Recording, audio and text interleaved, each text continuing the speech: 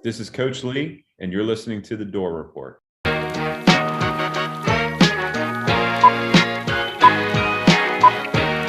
down, baby. Anchor down. Let's go. No, I mean, I can't speak to their process, but we love playing football here. And Hey, there's a bubble. How do you know? Trust me, call Venet. Buy 50 million in swaps on the MBS. What do we got? Garibaldi 4 triple B. Mark, you sure? Yeah, it's time to call bullshit. Bullshit on what? Every fucking thing.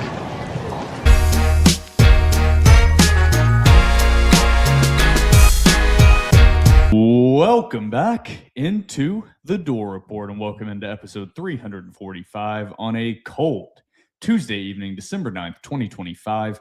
I am Will Byrum, joined as always by my co-host, Trevor Hulan, aka Hack Squat, Jim Duggan. Here at the Door Report, we are presented by 615 Collectibles. You're into sports cards or sports memorabilia. Check out 615 Collectibles on eBay. Items include NFL team packs, graded cards, individual cards, and more. Shipping is always fast and free. Before I get into the throwback ad here, I just have to say I'm a little under the weather. I'm powered by Dayquil. This is not a sponsor, but I'm in the middle of a lot of brain fog with Dayquil / NyQuil. But the show must go on. Sudafed? No Sudafed. I haven't been stuffed up at all. So that's a positive. But if I sound funky... It was a meth joke. Oh.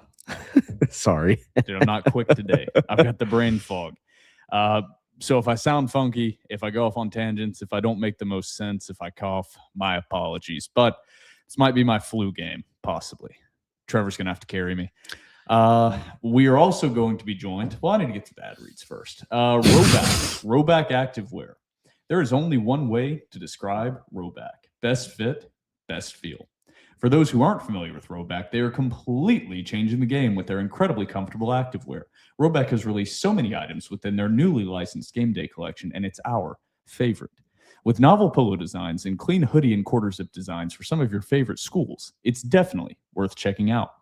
Nobody else in the market is pairing these levels of custom designs with this quality of activewear. Roback's everyday shorts or their Delta performance pants are the perfect pairing as well. They're both super comfortable, have an elastic waistband, and great fabric that is made to have the appearance of a nice short look, but the comfort for a day on the move.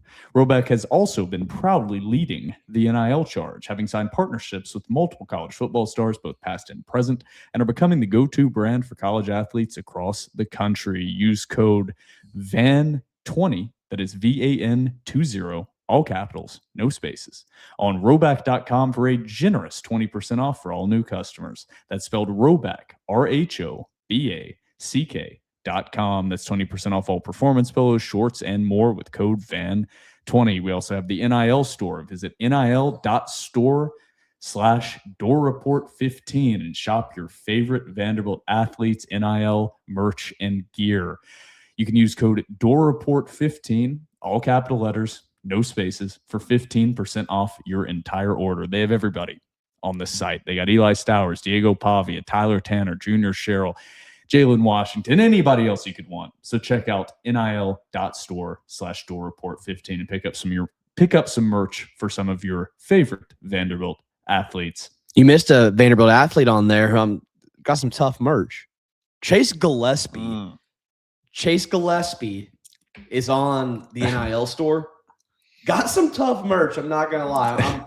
I'm trying to figure out what I want for Christmas, and I'm like Diego Pavia, Tyler Tanner, Eli Stowers, Junior Sherrill. I'm eyeing some Chase Gillespie merch to add to my Christmas list. Vanderbilt's RB5, Chase Gillespie. Dude, his shirts are tough. Dude, his shirt. You know he's got a cat. I did not know that. Dude, I already love Chase Gillespie. Dude, makes me love him more. Chase Gillespie will just like sometimes post these Instagram stories to where it's just him in a tank top with his cat. And I'm like, I feel like me and Chase Gillespie would actually be really, really good friends in real life. Here on episode 345, Trevor, we are going to be joined after the intro by our very own and beloved Vanderbilt insider, Alex Kurbegov. Alex Scoop God. Last minute addition to episode 345 as my brain is not functioning properly. So Alex is going to provide some great insight on everything. The Jared Curtis saga. We're going to discuss signing day a little bit. Awards and honors that SEC players and coaches are up for, as well as the college football playoff rankings and the bowl game that Vanderbilt has been selected / offered and agreed to play in. We're going to hit on all of that, as well as go into the TDR cocktail break, then maybe discuss the big news on the general college football front of Utah making a deal with a private equity firm. Some call it the death of college athletics. We will see. And then we'll talk a little hoops before getting the premium message board questions. So, Trevor, an episode with no games to preview or recap, really. Kind of an odd space to be in after a long football season and basketball being in the midst of a 10-day break. Yeah, this is the first podcast that we've done to where we haven't previewed or recapped a game in 4 months, 3-4 months. That feels about right. And of course, the one episode to where we don't have any football to talk about, like you said, basketball's on a bit of a hiatus. They do come back this weekend with Central Arkansas, I believe. Mm-hmm. That is correct me if I'm wrong, I believe that's a 5:30 tip-off. You are correct. I know ball. I will not be in attendance, unfortunately. So if somebody wants 2 free tickets to this weekend's men's basketball game, hit me up. I'll give you my 2 tickets for free, because I have an ethical dilemma. I do not believe in selling tickets to Vanderbilt fans. I will always just give tickets for free. An honorable man. Honorable hack I don't believe squad. in charging fellow Vandy fans. But we're trying out a new camera angle as well, Yeah. a little higher. We'll see how people like it. It cuts off some of our knickknacks, but also you can see us more clearly if you're watching on YouTube or Spotify. So People are going to comment and be like, we kind of want the knickknacks. yeah, let us know what you think of the new camera angle. But we have a ton to get to, not as much as usual, with no games to preview or recap, but we have a ton to get to on episode 345, and we'll be joined by Alex Kurbegov after the break. But before we get into all that and much more, we are now a part of the On3 Publisher Network. Visit thedoreport.com today and subscribe to a monthly or annual premium membership and support TDR for access to premium content, as well as our premium message board behind closed doors. Also, don't forget to follow us on Twitter and Instagram at The Door Report. Like us on Facebook. Subscribe to our YouTube channel. Our podcast is available on iTunes, Spotify, YouTube, and Google Podcasts. And while you're at it, give our podcast 5 stars and a review on iTunes or Spotify. It's now time for segment 1. He was the best guy around. What about the people he murdered? What murder? Welcome back into episode 345 of The Door Report, and welcome into segment 1. We are joined by our beloved Vanderbilt insider / Russian disinformation specialist, Alex Kurbegov / Alex Kurba Scoop God. Alex, thank you for joining episode 345 of The Door Report. Thanks for having me, comrades. Alex, before we get started, I just have one question for you. I kind of want to open up the floor to you. As our special Russian, will you take this time to condemn the Russian invasion of Ukraine? What invasion of Ukraine? I think you mean Russia. Can it start any better than that? He could not have answered that better. He's trained. All right. To start here, we have some stuff to talk about with Alex. We're excited to get his takes and opinions. He's been on the forefront of a lot of Vanderbilt information over the last couple months or so, actually, outscooping pretty much everybody, national media, other local, everyone. But we're not going to start on that exciting front. We're actually going to start with what is on the forefront of most college football fans' minds, and that is the final college football playoff rankings were released. And Vanderbilt, unsurprisingly, left out of the playoff field. I think Vanderbilt fans, everybody that's kept up with anything, when Vanderbilt got surpassed or jumped by Texas, all those kind of pipe dream dreams went away in a lot of minds of fans, and there was really nothing that could happen. Vanderbilt finishes 14th in the final CFP rankings, behind Texas, 1 spot in front of Utah. On the surprising front, non-Vanderbilt related, I want to get your guys' opinions on this. Miami jumped Notre Dame. Miami and Notre Dame didn't play in championship game weekend, did not play in conference championship game weekend. However, there was something that the committee evaluated differently and had Miami jump over Notre Dame. Now, I agree with the fact that Miami should be above Notre Dame and should have been above Notre Dame with the head-to-head. Do you guys have the same issue I have with this where, and I'll give my take here before I just pass it. The committee boxed themselves into a corner doing the weekly release of the rankings. And to some extent, I do like the transparency of having week-by-week college football playoff rankings released. But then they have to justify those rankings week in, week out, even when they kind of screwed up. So it makes no sense and shows how broken this process is when you have a team jump another team when neither team played over the weekend, that they just corrected things for whatever reason. And the reason they would give would be they did not directly compare those teams because BYU was sandwiched in the middle of number 10 Notre Dame, number 11 BYU, number 12 Miami. Well, then BYU lost their conference championship game in significant fashion to Texas Tech. So BYU dropped down to 12. Then Miami, Notre Dame are directly next to each other in the rankings. So now all of a sudden, you compare the head-to-head, even though neither team played.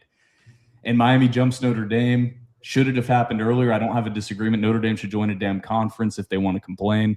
And then Notre Dame took their ball and went home and are not participating in a bowl game. But that, to me, is the perfect signifier of how broken this entire process is and how little logic is being used, like real logic is being used by this committee. And they're basically just taking whatever they need to justify the rankings week in, week out. So I'm kind of curious your guys' takes on Miami jumping Notre Dame and just generally this process we've seen play out in front of us. Alex, you can go first. Yeah. Trevor. Yeah, I mean, I think you hit the nail on the head. It just indicates how broken it is and the lack of logic. Because I'm with you. I think that Notre Dame should have always been below Miami from the get-go because of their head-to-head matchup. But there's also still no logic you can use to justify Miami jumping from number 12 to number 9 while having not played a game and having had none of the teams other than BYU between them lose. So, yeah, I think that it's just indicative of the fact that the committee had no idea what they were doing from the start, especially when it comes to Notre Dame. It's indicative of a faulty process overall with weekly rankings that force a justification of things that were previously wrong instead of an ability to immediately correct and look at a full body of work, independent of prior bias, and just genuine stupidity on the on the part of the people on the committee.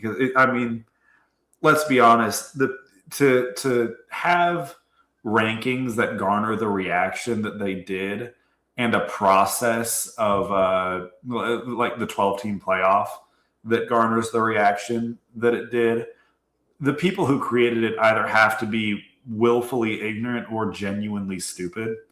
And I think that was on full display this last week. And that's not even talking about the Vanderbilt side of things. I'm talking about everything else with the G5s, with Notre Dame versus Miami, with moving up Alabama after they barely scraped by Auburn, so that they're insulated, dropping BYU multiple spots while Alabama got beat worse in their title game, and then not dropping Alabama at all.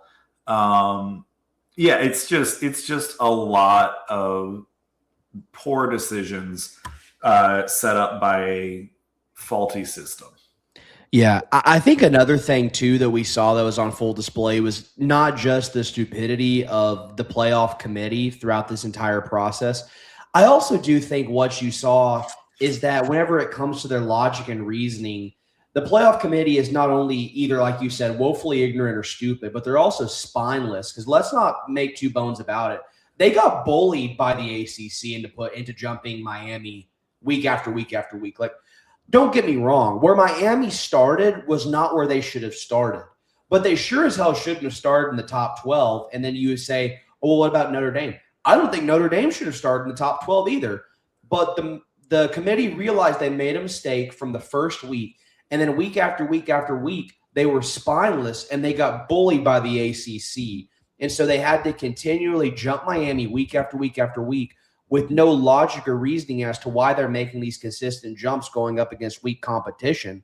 And so they kind of have to make stuff up on the fly. And really all it is you have, like you said, either woefully ignorant or just deliberately stupid people who are also spineless and got bullied by the ACC conference. So if I put my full, and I don't even know if this is tinfoil hat, just generally a lot of these rankings, there is some metric in some football, but you got to keep in mind who is on this committee, and it's ADs. And that's who's on this committee. Are they a committee full of elite football knowledge? No.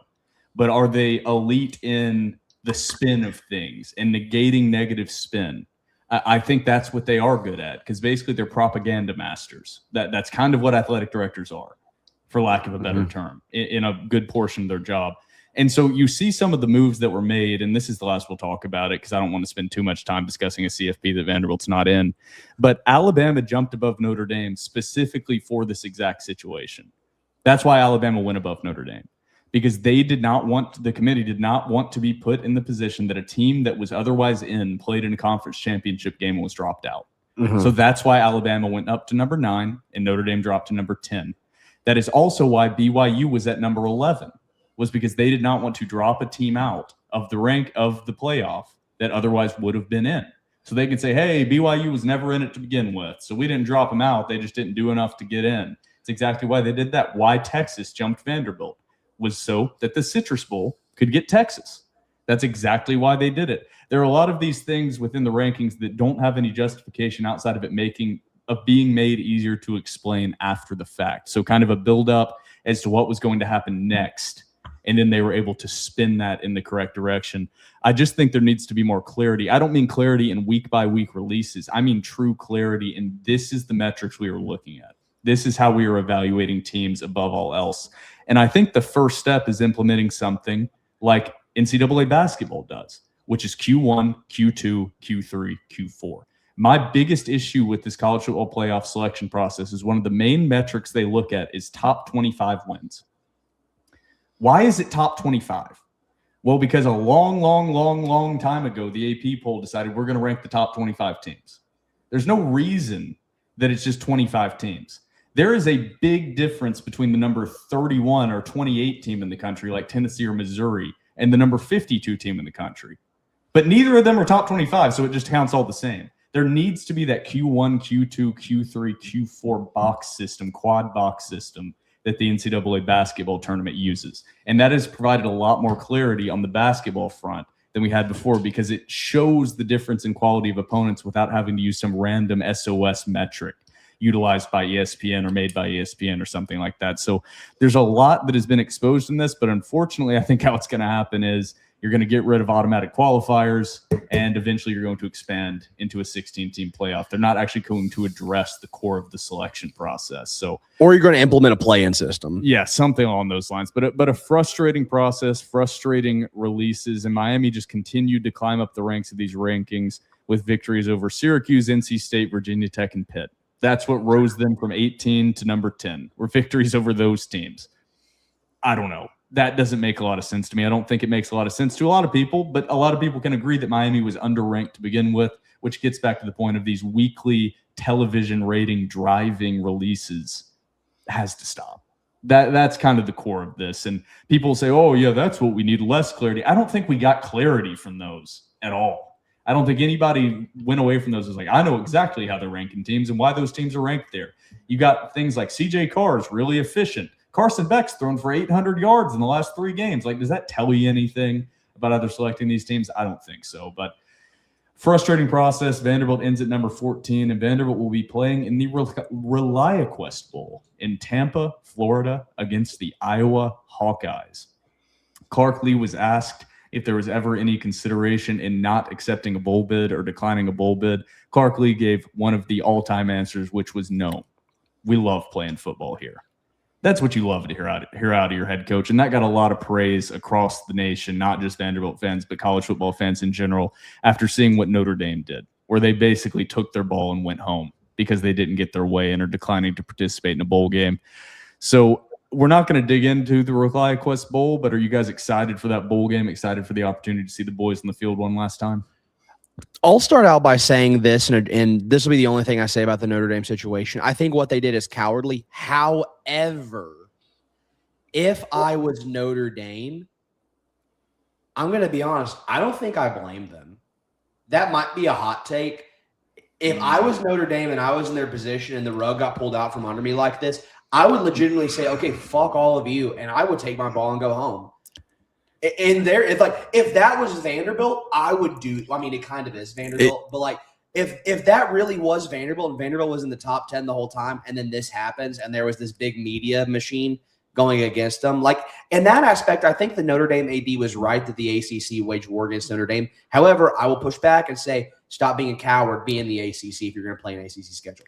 Nonetheless, that's just a hot take I wanted to introduce. I think it's lame. However, I'm not sure I blame Notre Dame. Can I tackle as a fan reaction? Sure. As a college football head coach, you're kind of held, and as a program, to a different standard where you know what Clark Lee's feelings are towards Vanderbilt being ranked number 14 and left out of the college football playoff. But when asked by the media and what he publicly addresses is, hey, we had our opportunities. We didn't do enough. We lost to Bama on the road. We lost to Texas on the road. No, I'm not disagreeing with what he's saying. Just Marcus Freeman, just the Notre Dame program, just declining. I get why you would be frustrated, but it's childlike. No, like, I'm not disagreeing with what Clark's saying, and I loved what Clark's saying, and I'm glad that Vanderbilt's playing in the bowl. However, if that was Vanderbilt, and like I said, this is a hot take. If that was Vanderbilt, I understand. If you're going to get screwed like that by the committee and by the NCAA, I don't condone it, but I'm not going to sit here and say like, damn, I don't get it. Then join a conference. I know you agree. You can join the conference, but that's just what I'm saying is like, we would be lying if we said like, we wouldn't be like, yeah, if we weren't, then we'd be like, oh no, it's okay. Like whatever. There'd be a party be like, no, like fuck this. This is stupid if we're going to play like this. Nevertheless, I am excited about the ReliaQuest Bowl. I know it's disappointing for a lot of fans. I said this on Twitter. I have watched too much shitty football my entire life not to be excited about any bowl game. So I am excited about going down to Tampa. I'm glad that it's not the Music City Bowl, I'll tell you that much. I actually get to travel and go out of state. I'm actually also very excited to go to Raymond James Stadium. I've never been there. Can mark that off the bucket list. My only take on the Notre Dame thing is that I think that Marcus Freeman wanted to get a head start on his NFL job search, and Vanderbilt's going to have fun rating Notre Dame in the portal. I think that's another good point. For the record, that's not sourced. Although I saw that I don't know what app or site this is on, but Marcus Freeman is now the betting favorite to be the next coach of the San Francisco, or not. No, sorry, I don't know what I'm talking about. The New York Giants. That would be a heinous hire, and as an Eagles fan, I would love that. So that would be that's the only reason why I say that. Although I have heard the rumors that Freeman is really looking around.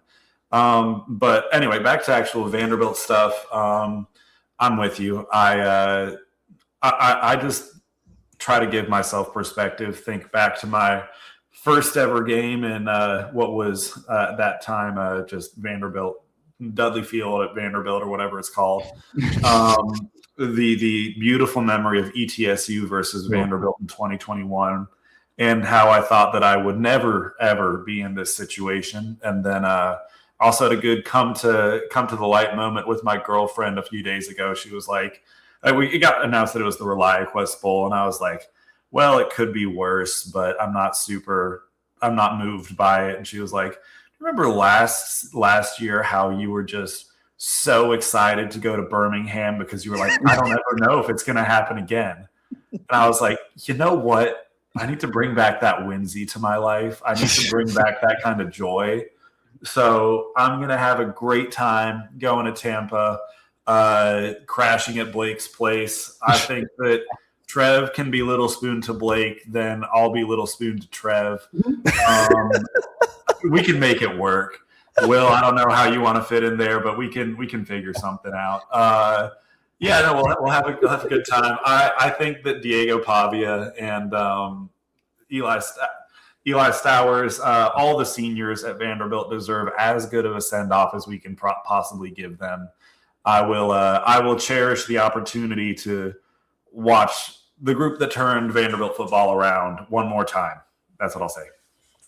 Yeah, that's perfectly put. Need to bring back a little whimsy into college football fans. And there's a lot this playoff has added, and we don't have to go into this because there's a lot we have to get to on this episode, but there's something that's been lost with this college football playoff as well. I've heard a few people talk about it. Big T on macro dosing on Barstool Sports had a good rant about this, but there's been something that's been lost in the college football playoff where it used to mean something to go to have a good season and go to a good bowl game and compete in that bowl game and maybe win that bowl game and celebrate that, celebrate the little victories. That's what made college football special, and we can't lose that. And is it disappointing that Vanderbilt was 14th instead of being in the college football playoff? Absolutely.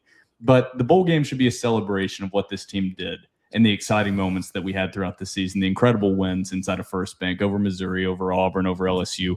There were a lot of exciting moments throughout the season. And so these seniors deserve a good send-off. Get your ass down to Tampa. If you're on the fence about it right now, get down to Tampa. It's going to be a good time. But speaking of well, I was the only thing I was going to ask is if we were going to Quad Spoon, where do you think you would fit in that equation? I want to say that I would be Little Spoon to you, Trevor, and then maybe I would be Big Spoon to Alex, but we might have to swap. I don't know. I don't know. Maybe me and Alex around like 3 a.m. I'll swap the Little Spoon with Alex. I feel like maybe a good mixture there. Okay. Experiment a little bit. Experiment a little bit. Hey, Jesus Christ! I was gonna say something. I'm gonna clip that. I'm gonna chamber that actually.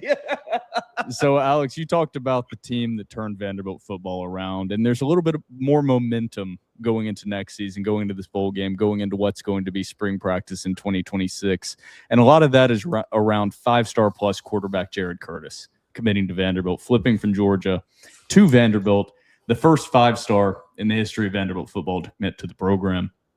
Alex, you were on that way before anybody else. And in fact, we talked about it last episode, got kind of clowned by certain other insiders and other people with bigger brand names and just other fans in general, whether it's Georgia fans or even Vanderbilt fans saying, let's get back to reality. Tennessee fans. Yeah, what the hell are you talking about? So there's a question here, and we're not jumping ahead, but one of these questions from the premium message board from GLH4VU just asks, Alex, how does it feel to have outscooped the entire national media with Curtis? How does it feel, Alex? Well, before I get into that, let me say number one, Will, that was a hell of a transition. A+ hosting. Yeah, transition God. I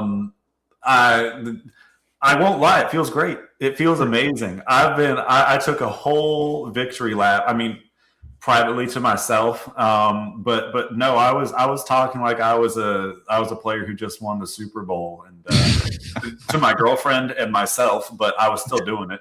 But no, I won't lie, it feels great. I'm happy to give a quick little recap of the Curtis recruitment, and I also can very, very much explain why it is that there was so much there was such a torn opinion between camps on just what was going on. So I'll just get into that. Basically, I think Trevor was actually the first one who alerted me to this, because I don't want to forget that Trevor he's a scoop god in his own right, and he has the connections. So I don't want to take all the credit here, because he was the first one who I think told anyone that, hey, Jared Curtis is on Vanderbilt's campus in the middle of the week with nothing announced. What's up with that? And from there, the snowball just started getting bigger and bigger and bigger.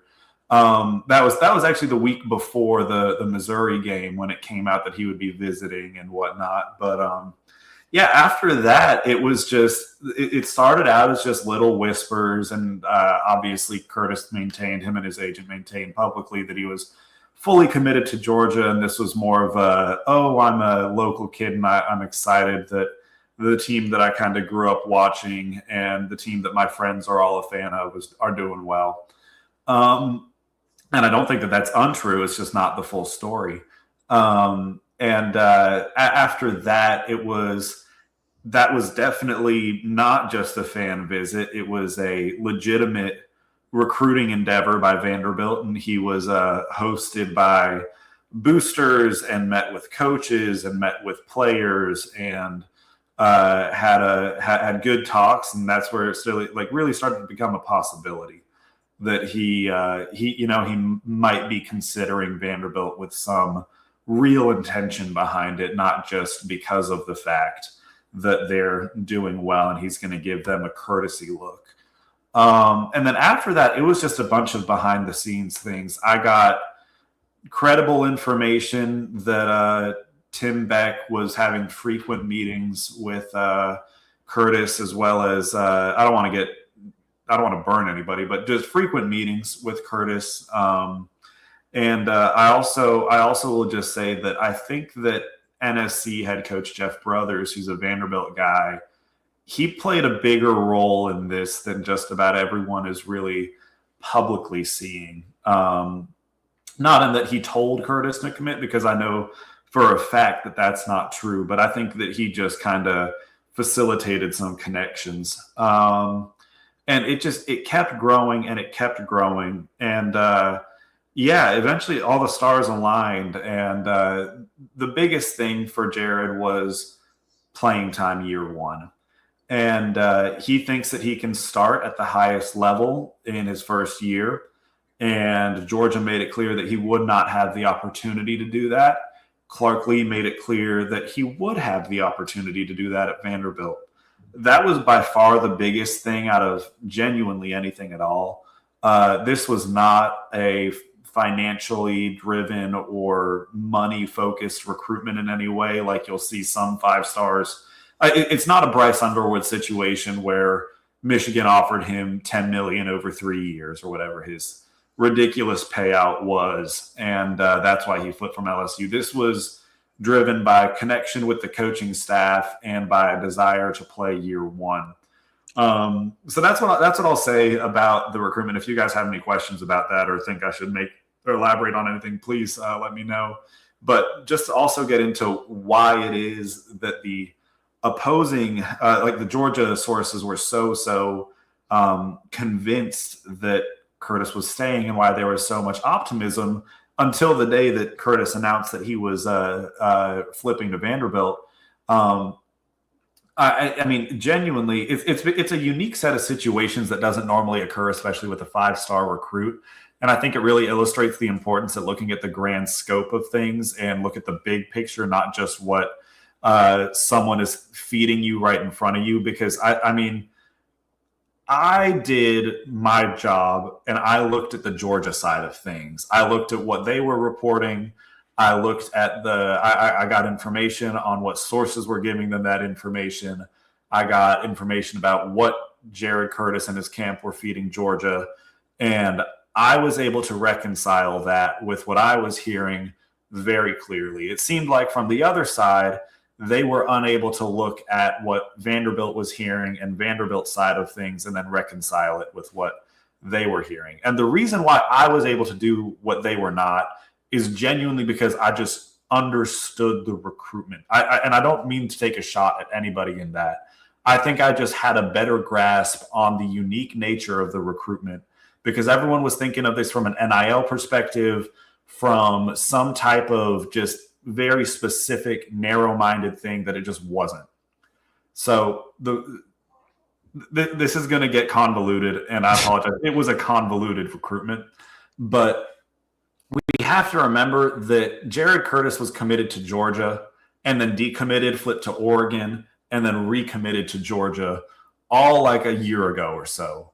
And that was a whole big dramatic thing where that was, I mean, there was still a playing time part of it, but there was also NIL questions with that, because it was really in that time period that you started to see things go from, you're going to get like maximum of $1 million to that's when the Bryce Underwood contract was given. That's when you saw Diego Pavia make $2.5 million, or Jackson Arnold make $2.5, and the even bigger names making even more than that. And so you started to see increases in NIL, and Jared Curtis is like, I'm the number one quarterback in the country. The number one quarterback from the 2025 class just got paid $3 million a year.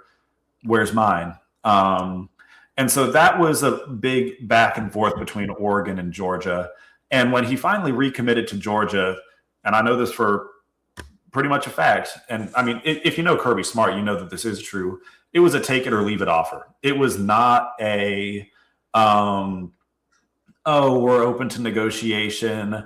If somebody comes in with a bigger offer, we're going to match. It was nope, this is a really good offer. You're going to be playing at the University of Georgia. No one player is bigger than the program. Take it or leave it. So there was no room for negotiation in this contract, in this recruitment whatsoever. That forced Jared Curtis and his camp to maintain fervently that he was 100% committed to Georgia. Because if they believed in any capacity, they being Georgia, that he was really considering Vanderbilt, they 100% would have just pulled the offer. They 110% would have said, nope, you're clearly not interested in what we're giving you. Nope, no player is bigger than the program. We're pulling the offer. You're going to lose all your leverage. And we're just taking our other 3 5-star recruits and elite recruiting class, and we're going to make do with the number 1 quarterback in the next 2 classes, which they do have, by the way. So I understand Georgia's perspective in this fully. But because of that, he could leave no doubt in the mind of Georgia's staff that he was 100% committed, and that this was an unserious venture that Vanderbilt is trying to take on. And then, of course, with Vanderbilt, he's actually being serious, and he's letting them know, okay, these are my priorities, and this is what it would take me to flip, and this is what I'm really looking for in a program. Can you offer it to me? And there are a lot of discussions back and forth with him there. But anyway, all of that's to say that Jared Curtis, up until the day that he decommitted, maintained more so than any recruit would normally do that he was 100% committed to Georgia. That's what he fed the Georgia media. That's what he fed the Georgia coaches. That's what he fed literally everybody over there in Athens. And then behind the scenes, he was talking with Vanderbilt. So do I understand why Georgia people were thinking that he was 100% committed? Well, not totally, because they would hear it from the horse's mouth, and they would hear it from all of Georgia's staff that, oh, Jared's coming here. No need to worry at all. But then he's actually talking with everyone else behind the scenes, and I had my sources who were feeding me credible information. And as soon as you opened your eyes to recognize that this was a unique recruitment and that there could not be a back and forth or room for negotiation between Georgia and Jared Curtis, that's when everything starts to make sense. And that's when you realize that Jared had no choice but to say those things. So of course they're going to think that he's committed. Anyway, that's my whole spiel. Lesson there is look at both sides and see how it can make sense. The truth is in the middle, and I was right. So He was right. He was right the whole time. I will say the only thing I'll add on, I think you did a great job explaining kind of the whole process. That and was great. how this kind People of are going to eat that shit up. Yeah, I will say on my side, with my sources on the side of things, I will say Vanderbilt had a better monetary offer as well on top of the other things. Yes, that is also true. So both can be true. It 100%. wasn't primarily driven monetarily, but of course that plays somewhat a factor. Mm-hmm. And on top of the thing being he wants to start or have the ability to compete to start at the highest level year one, you add that onto a Vanderbilt team that just went 10-2, has shown the ability to win at a high level, and you add on the fact that Vanderbilt's offering something better financially, and it's your hometown team, then all of a sudden the stars start to align. Yeah. And it starts to make a lot more sense. That's a great point. Yeah. Make no bones about it. Like, verified fact, Vanderbilt outpaid Georgia. Yep. Mm-hmm. That's a verified. I'll say one more thing. This was my aha moment where I really knew things were getting out of hand on the Georgia side, is that all the reports from Jared Curtis's visit to Georgia when he took one down there a few weeks ago, I can't remember exactly when it was that it was an amazing trip and it went perfectly and he was so happy and he doubled down on his commitment. I talked to a number of people where they were like, he came down there for one reason, and that was to hear Kirby Smart say, you have any chance. You have the smallest chance to start next year or compete for the starting job. If Kirby Smart had said that, Jared Curtis would be a Bulldog. Kirby Smart let him know unequivocally that he would have no chance at starting, and he would compete for the backup role, and that made him really upset. And yet you didn't hear a single word about that from any Georgia media. And so as soon as that hit, I was like, okay, there's a big disconnect there, and let's try to figure out what exactly is going on. But anyway, once again, I was right. I don't mean to take a shot at anybody doing any of this, but that was my thought process. And I probably said some things that people aren't going to be happy about. I hope I didn't burn anybody. But yeah. Well, I mean, the biggest thing that it isn't just this situation. It's a lot of situations and commitments across the country. And I wish I had the larger scale recruiting metrics. But where did the number 2 quarterback in the rankings commit? Was it Houston? Yeah, Houston. Exactly. So I think there's another part of this where it's not a shot at Georgia media or anything like that. It's just times are a-changing. And it's just with funds, with all of where the blue bloods are still the blue bloods. Don't get me wrong. I mean, look at the recruiting rankings. The blue bloods are still the blue bloods. But at the same time, the playing field is a lot more even now. It's a lot more evened out. There's a real possibility of these high-level recruits going to non-traditional blue blood programs now. And I think to a certain extent, there's this hesitance to pull the blinders off from these guys that have been covering these blue blood programs for so long. They've seen how it goes. So we're in a whole new landscape now. Now, all that to say, Vanderbilt's recruiting class overall doesn't exactly sit atop the rest of the country. I mean, even with the addition of Jared Curtis, a 5-star plus, the number 3 overall player or number 2 overall player, I believe, in the Rivals recruiting rankings, Vanderbilt, even with that commitment, is still sitting at number 33 after the early signing period in national recruiting rankings. So is there anyone else in this recruiting class that stands out to you, Alex or Trevor, from this class? Yeah, the one guy that I was super excited, and there's a couple of other guys, and Alex will bring them up, but the one guy that I was really excited about, even if Jared Curtis didn't commit, is I think running back Evan Hampton out of the state of Kentucky, decommitted from Louisville to commit to Vanderbilt. I think this kid's a stud. And you brought up a really, really good point in that it's next year, like Cedric and MK are going to have the 1 and 2 job on lock. And so Evan will be competing for that number 3 position. Whenever they're gone, he's the guy. And I think if you haven't watched Evan Hampton tape, I believe according to On3 and Rival, still a 4-star, three-star running back. I think this kid's got it. And I think that obviously and understandably so, and rightfully so, Jared Curtis is sort of overshadowing him. Nobody could pick a bone about that. I think Evan Hampton is a kid that we've forgotten about that I think Vanderbilt fans are going to be very, very excited is wearing black and gold whenever they see him in the spring game this year. Yeah, I fully agree. I think that Evan Hampton is he doesn't play the highest level of high school competition in Kentucky 5A, but I mean, look at that dude's highlights. He had almost 2,000 yards on the year and averaged over 10 yards per carry. I mean, he's got a burst. He's got lateral movement. He can catch the ball out the backfield. I mean, he's a value brand. Value brand Christian McCaffrey is how I'd say it.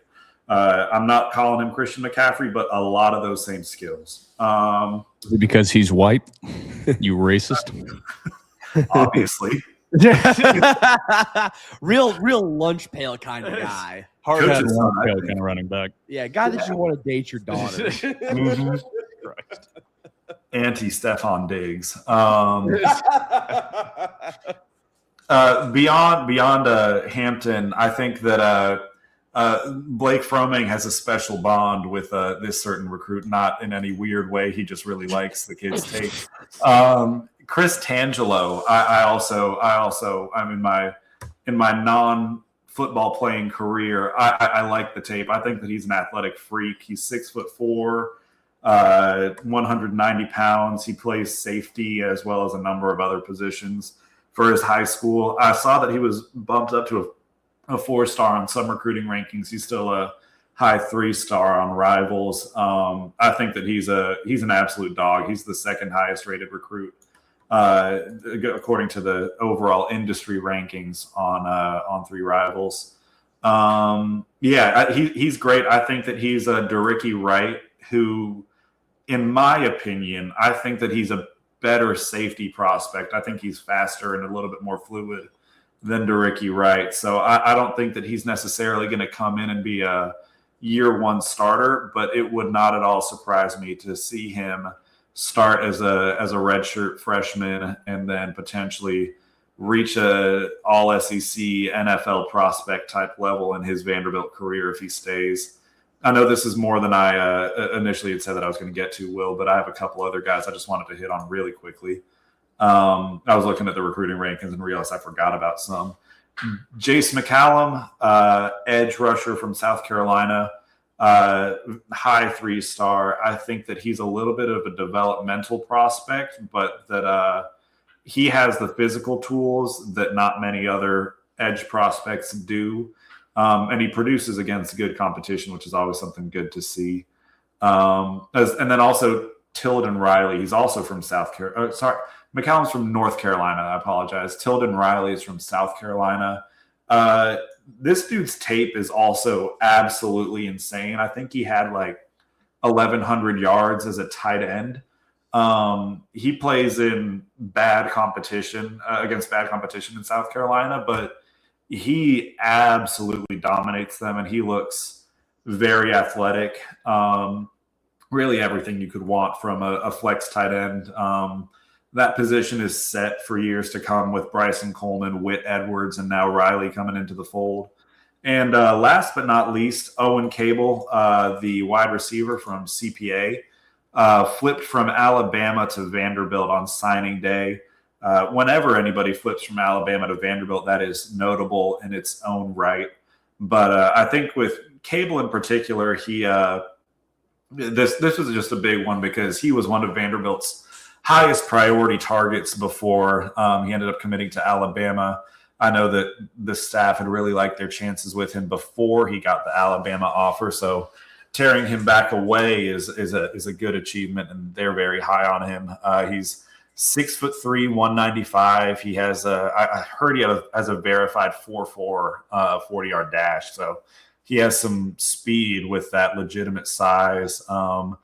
Good route runner. Obviously, no Tennessee high school football is the highest competition, but it would not surprise me at all to see him get some real run as a true freshman, especially because of the fact that as of right now, I don't know what they're going to do in the portal, but as of right now, Vanderbilt doesn't have that true X receiver with legit size who can go up and just get some 50-50 balls. Because, I mean, I love Trey Richardson and Junior Sherrill, but they are not true X receivers despite their various skills. So, yeah, I would say that Owen Cable, and you'll have to forgive the comparison because this is really the only other Vanderbilt player I can think of with his skill set, but it's London Humphreys.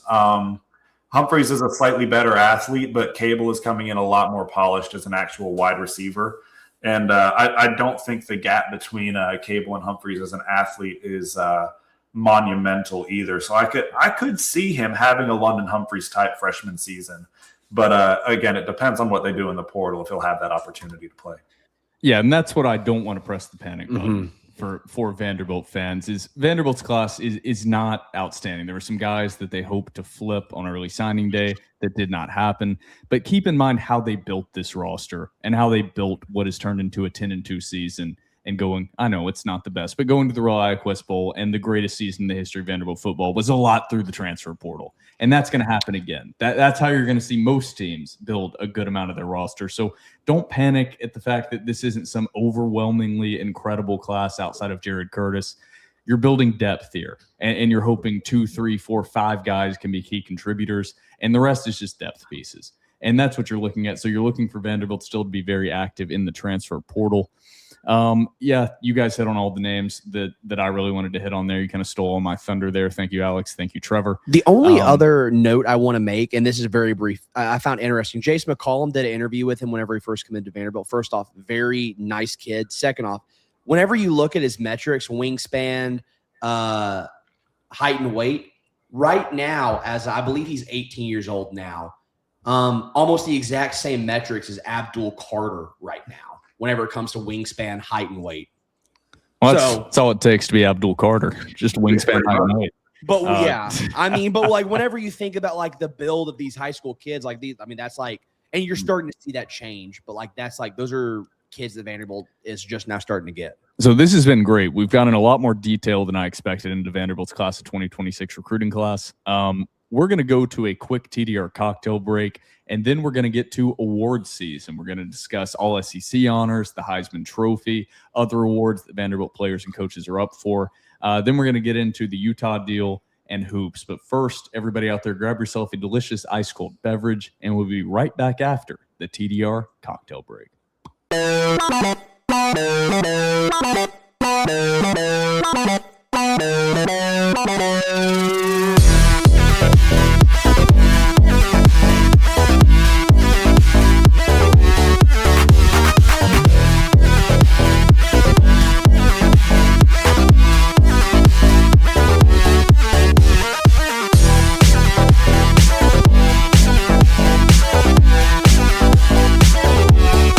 Welcome back from the TDR cocktail break, and welcome back into episode 345. I'm still Will Byrum. This is still Trevor Hulan, and we are still joined by Alex Kurbegov. Time to switch gears from the recruiting talk, and we're going to get into awards season, or whatever the hell you want to call it.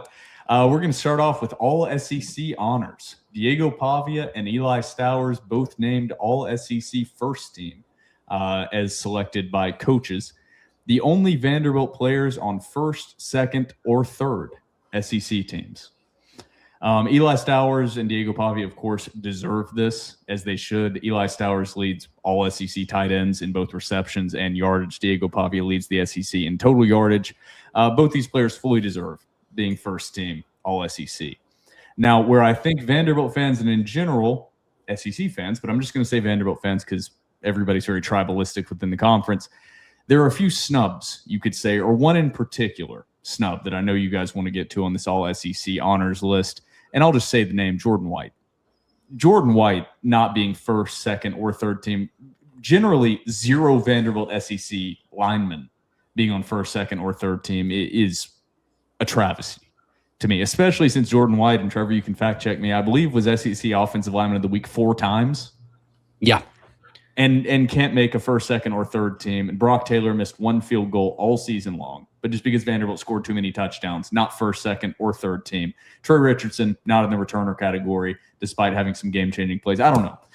It feels like a very lazy way to vote in what we saw. But Diego Pavia and Eli Stowers deserve it. Is there anybody else, or you just want to rant about Jordan White?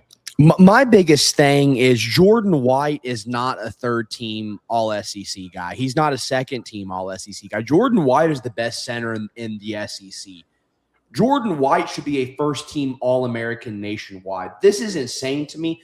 If you want to look up his advanced numbers whenever it comes to PFF, there's no higher-graded center in the SEC than Jordan White. He's the highest-graded center in the SEC. No center has allowed less pressures than Jordan White. Jordan White is, I think, tied for first in snap quality, according to PFF. By all metrics that you grade a center, Jordan White is the best center in the SEC. The fact that he's not third, second, is if Jordan White was third team All-SEC, I would be like, that's a travesty. If Jordan White was second team All-SEC, I say that's a travesty. The fact that he's not any of those might be one of the biggest snubbings I've ever seen. And I'm not saying that as a Vanderbilt fan. I'm saying that as somebody who loves football. On a group of 5 that were up for the Broyles Award, and we'll get to that were up on the Broyles Award, the best guy on that team is not first, second, or third. Make that make sense to me. That's the biggest snubbing out of it. And I love Brock Taylor. I love Trey Richardson. Jordan White not being honored at all is one of the biggest snubbings I've ever seen. Yeah, I mean, Alex is shaking his head. I think he fully agrees with both of our rants there. Speaking of snubbings, before we get to some Heisman talk, the Broyles Award finalists have been announced to the top assistant coaches in the country. No Tim Beck on the list, but Mike Bobo of Georgia, he's on the list. Just ridiculous. To give a little bit of context, Vanderbilt, by a lot of metrics, is one of, if not the most efficient offense in the country. Number 1 in the country in yards per play. the fact Mike Bobo of Georgia is on there instead of Tim Beck, I can't wrap my brain around it. And if you look at those finalists, which I wish I had them pulled up in front of me right now, if you look at the finalists, every single one of those finalists is an assistant coach on a team in the college football playoff. It's all it is, dude. It's a beauty pageant, and that's the shame of these awards is it doesn't go to who deserves them the most. It's like, okay, who are the offensive coordinators or who are the players of the best team? Not the best players, but who are the players that play this position on the best team? That's what it is. Yeah, it's Georgia offensive coordinator Mike Bobo, Indiana defensive coordinator Bryant Haynes, Miami DC Corey Heatherman, Ohio State DC Matt Patricia, and Texas Tech DC Sheil Wood.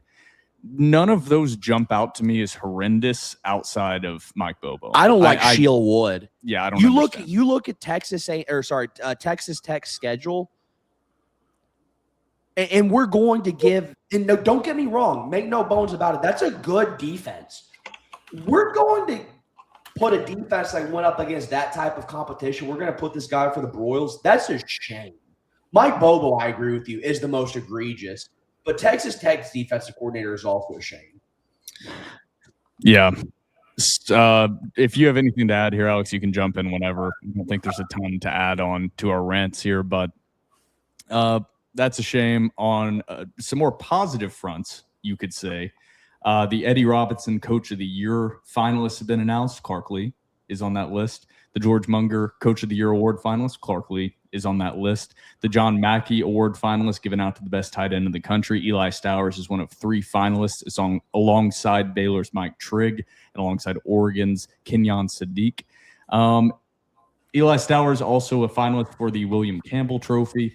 Is a semifinalist for the Jason Witten Collegiate Man of the Year Award, the only tight end of one of the 13 semifinalists for the Lombardi Award as well.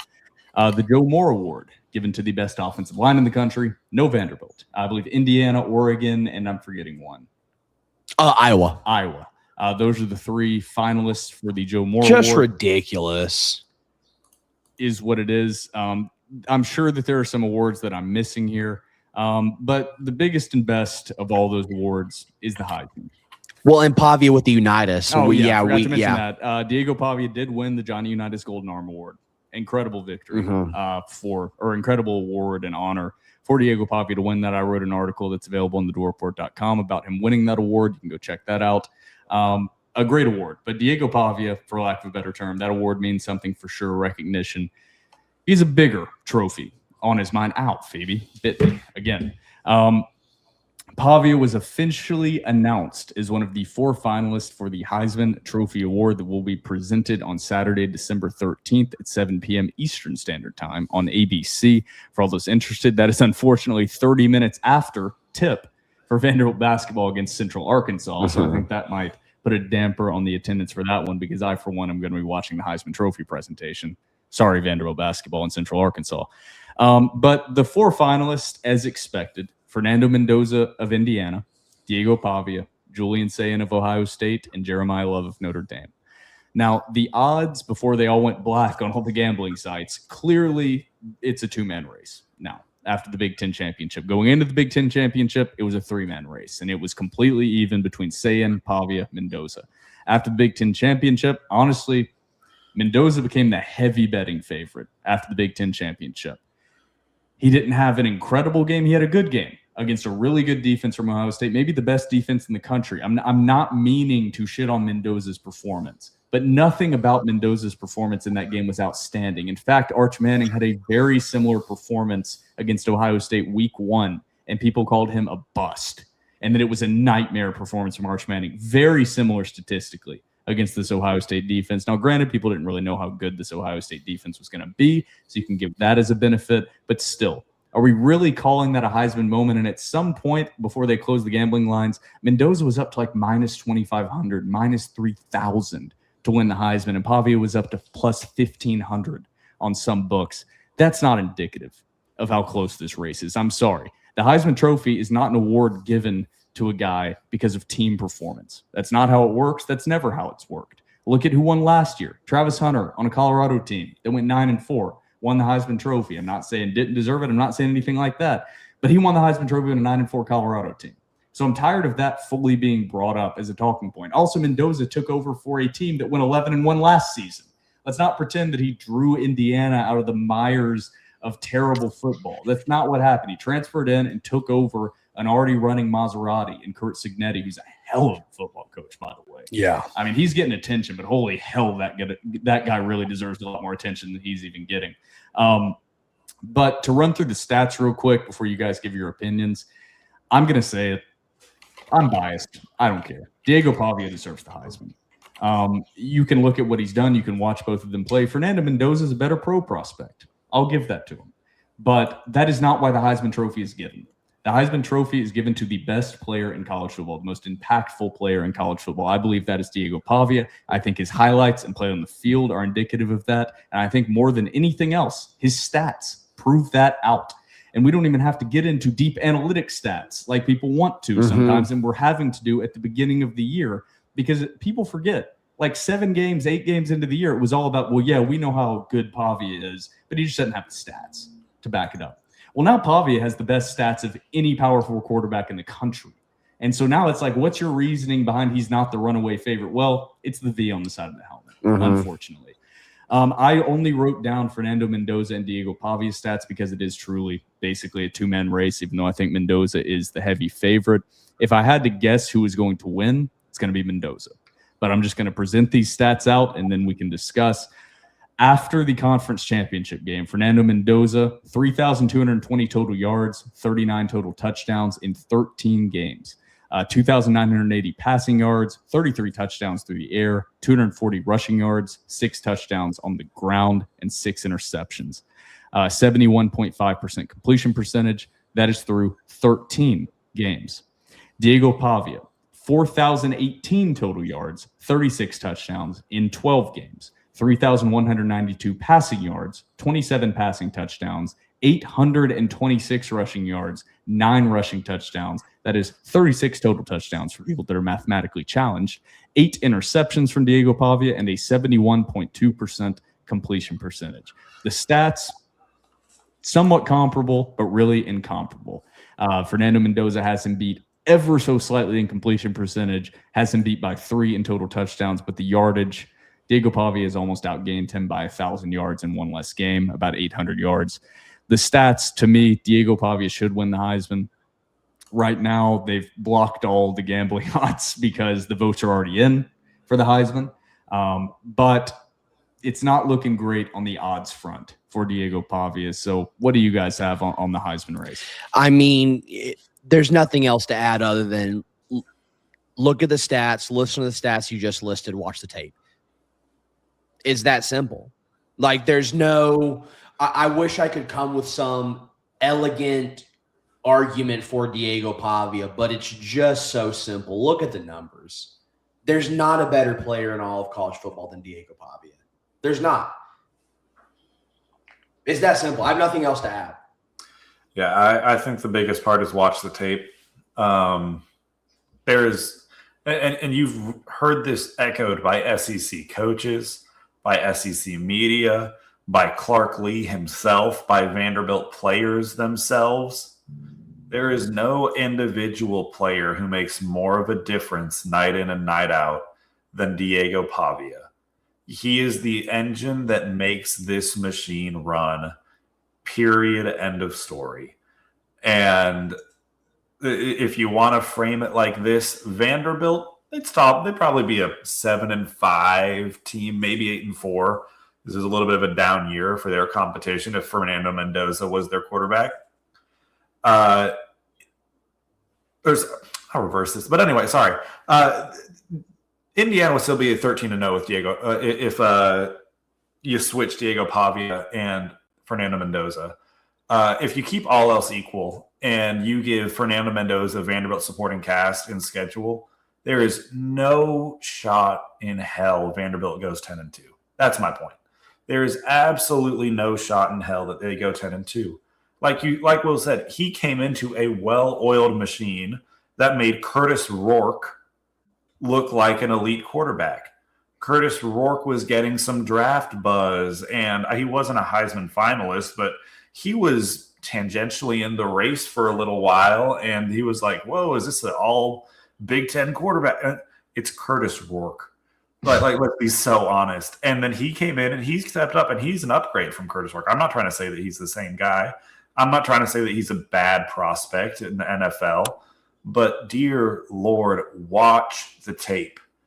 Tell me who is better. Tell me who is a more outstanding player, because that's what the Heisman Trophy Award is. It's the most outstanding player in college football. He's the best quarterback. He has the best stats. He makes the most difference to his team. And there is no individual player who is more impactful on a nightly basis. Don't take my word for it. Take the Vanderbilt players who are legitimately saying, yeah, he carries us. There's no pride there. They're willing to give up their pride to give him his flowers because he's that good. And listen to the other SEC coaches who, before this was even a thing, when they asked, how do you beat Vanderbilt? They say, it's Diego Pavia. How do we stop Diego Pavia? He does everything for them. And as the individual carrying a team, putting it on its back, and this is no disrespect to the other players, he willed Vanderbilt to be 10-2, to have the best season in their history, while having a comparatively less talented roster than many of the other teams. Indiana has an absolutely elite defense. Indiana has some great weapons outside and a solid offensive line. Vanderbilt has a good team, but nowhere near that. And yet they still have a comparable record, and Diego Pavia absolutely washes him on all stats, yardage stats, I guess not touchdown, sorry. He washes him on stats. And just watch the tape. Please just watch the tape. I'm so tired of media laziness. Just watch the tape. Yeah. I mean, I think that, of course, this is a Vanderbilt podcast. We watch every single second of every Vanderbilt football game, but I've watched quite a bit of Indiana as well. Fernando Mendoza is a hell of a player. I'm not taking away how good of a player Fernando Mendoza is. If I was voting right now, he's number 2 in my Heisman voting. Is Mendoza. I would probably say after that, I would probably put actually Jeremiah Love at number 3 and then say it at 4. I think that's different than what some media have put out. I think Jeremiah Love is almost like 4th in a lot of people's ballots. But I'm really impressed with Jeremiah Love. He's just not quite I think they set a precedent kind of last year with Ashton Genty. Now, I know that was G5, but Notre Dame basically plays the G5 schedule.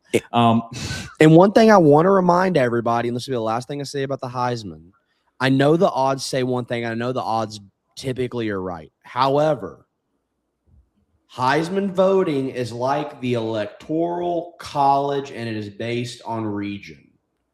Diego Pavia is going to sweep the Southeast because he plays in the Southeastern Conference. The Midwest is going to be splitting votes between 3 different players. Diego Pavia will also presumably carry the Southwest. I'm not sure it's as done as the odds suggest. That's all I'll say. I'm not sure it's as done as the odds suggest. Well, I will also add that the moment that Diego Pavia went up to his odds being right around plus 1,500, and I'm just making sure DraftKings doesn't have odds available, because I looked at FanDuel, looked at BetMGM. They all have them closed. Yeah, they all have them closed. The moment Pavia went up to plus 1,500, I immediately just tossed $30 down. I put money on it too. And right now I'm being offered a cash out where I can almost double my money just on that, because the odds overreacted to Mendoza winning the Big Ten championship, and too much weight was put into that when the Heisman Trophy is the whole body of work, and who had the best season, who is the best player in college football. So we will see. Right now, Mendoza is absolutely the favorite. But here on this podcast, we believe Diego Pavia deserves the Heisman Trophy. Switching gears just a little bit, because we could rant about that for a really long time. We're not going to go into detail on this, because anything that we're going to say would kind of be, I don't want to say ignorant, but I don't think a lot of people have a full understanding of how this situation is going to work yet. But Utah has made the first deal with a private equity firm in college football, branching out their athletic department into something where it's like a Utah Athletics LLC, where the university owns the primary stake. They've invited boosters and other large donors to invest in this LLC. The private equity firm will have a minority stake, but will take on certain things like merchandising, NIL branding, things of that nature. I think it's a bad sign for college sports in general. It's something that was inevitable, but now the toothpaste is out of the tube and you can't put the toothpaste back into the tube. Pandora's box has been opened. And as we all know, the moment private equity gets involved in anything, it instantly becomes better. That's something we all can agree on, is anytime private equity is involved, things get better and better for the consumer. I think there are a myriad of problems associated with this. The deal hasn't been finalized. It's not going to be finalized, I believe, until the beginning of 2026. I read a few different articles. But overall, this is just a bad sign for college sports. And I think it's slowly moving into more of a semi-pro, which it has been moving in, but it's slowly moving into that in more tangible ways. And ultimately, when you get private equity involved, things can get messy. Because ultimately, the difference in an athletic department or a university who is at its core a nonprofit, once you get a private equity firm involved, private equity has one goal: increase shareholder value. That is their entire goal. Increase value, make profit, make money. And that is not to its core what college football and college sports in general has been about since its inception, which in a large part is why it has grown so much and become so popular, is because money has not been at the core of everything. Now it's bastardized it, and we have college football where it is now. We have college sports where it is now. But I think ultimately this is something really bad for college sports. And I think we will look back at this as an inflection point at the complete change in how college athletics is run across the country. And I think it's just really unfortunate. Ultimately, greed always wins. But this is something that I wish would not have happened. Maybe I'm wrong. Maybe I'm being too negative. I don't have much to add on to that, but what do we think that they cut or outsource first? Can we take some wagers on that? What's the first thing to go? Ooh, Olympic sports. I mean, here's the issue. If you get private equity involved, like you get me on a real big tangent, like this is the issue. If you bring in private equity, is there are two sports that matter at all. Yes. And it is football and men's basketball. And there's a huge gap between there those. There is a huge gap. Football, a Grand Canyon-like chasm, men's basketball, and then 38 Grand Canyons, then baseball, then another Grand Canyon, then women's basketball, and then a million Grand Canyons and everything else. Like, if you're an objective private equity firm evaluating athletic departments, you're saying we are scrapping everything except football and men's basketball. There is absolutely no reason to invest in women's volleyball or soccer or any other sport. There's no reason to. It does not make money. You are throwing money into a toilet investing in those sports. And to a certain extent, I get it. But you're moving into a path where you are now you've let the wolves into the hen house. I don't know if I'm saying that right. Yeah. But you've let this finally, somebody's going to be going over the books of Utah athletics, and you're going to have a guy and a team of guys like me, and they're just going to be looking at spreadsheets of revenue and expenses, and they're going to say, why in the fuck are we paying for this much travel and this much expenses and this equipment and these scholarships for softball players? Why are we doing this? That's not crapping on softball players or crapping on fans of people that enjoy that sport, but the scale of it. I don't think people have a concept of where the money comes from. It is football is king, not even close. If you're evaluating things, those two sports, football and men's basketball, are the only thing that matters, and nothing else should be receiving any funding. Like right now, Title IX is helping that out. I don't know where that goes from here. I don't know how that works when private equity gets involved. I think this is a mess. Yeah. And I think it's only going to get uglier and uglier. You've let people who don't care at all about the purity of college athletics. And this isn't just football. This is basketball, women's basketball, bowling, golf, the Olympic sports. You've let people who don't give a rip about college athletics and student athletes into the athletic facility. You've let them into the athletic department. And college athletics and universities are about to rue the day, because your women's bowling program, your golf program, your Olympic wrestling programs, If this keeps going the way it looks like it's going, they're gone. Like, I'm sorry, and like that sucks. As dudes who are fans who hold a podcast by fans for fans, that fucking sucks, and that's a shame. But the NCAA's made their bed, and it's time for them to lay in it. Yeah, I mean, we're going to see how this all plays out, but I have a real feeling that we're not wrong about how we're going to end up in 5 to 10 years. And maybe it'll be further. Maybe there will be pushback and regulation. I don't know. But as of right now, I mean, there's no path where women's bowling continues to be funded once private equity gets involved. There's no path where track and field continues to be funded in the same capacity. There just isn't, because, and it's not anything bad, and people will have pushback on this and whatever. I don't think people understand the scale of money involved. And let's not pick on smaller sports. I don't think people understand the scale of men's football versus baseball. And this is coming from a Vanderbilt podcast. Yep. Vanderbilt football, for as doormat as they have been outside of the last couple of years, for as long as they have been, the revenue that football brings in funds everything else. The TV contracts, the ticket sales, it's not even comparable. Mm-hmm. And I don't like, baseball's barely breaking even on a national championship level scale in an SEC program. Football is rolling in the money to the point they can fund everything else. That's why you see the massive expenditures on coaching contracts, on locker room upgrades. That's why you saw that for so long. That's why you see teams with 12 different uniform combinations they wear every year, because they didn't know what to do with all the money that was pouring in. Well, that's all going away now that you're involving private equity and they're going to execute and try to be turning a profit. I don't know. It's disgusting to me. As a big capitalism guy, I hate seeing where this is coming in and where this is getting to. Right on, comrade. I mean, as a big socialist guy, I'm right there with you. I hate this. This sucks. Yeah.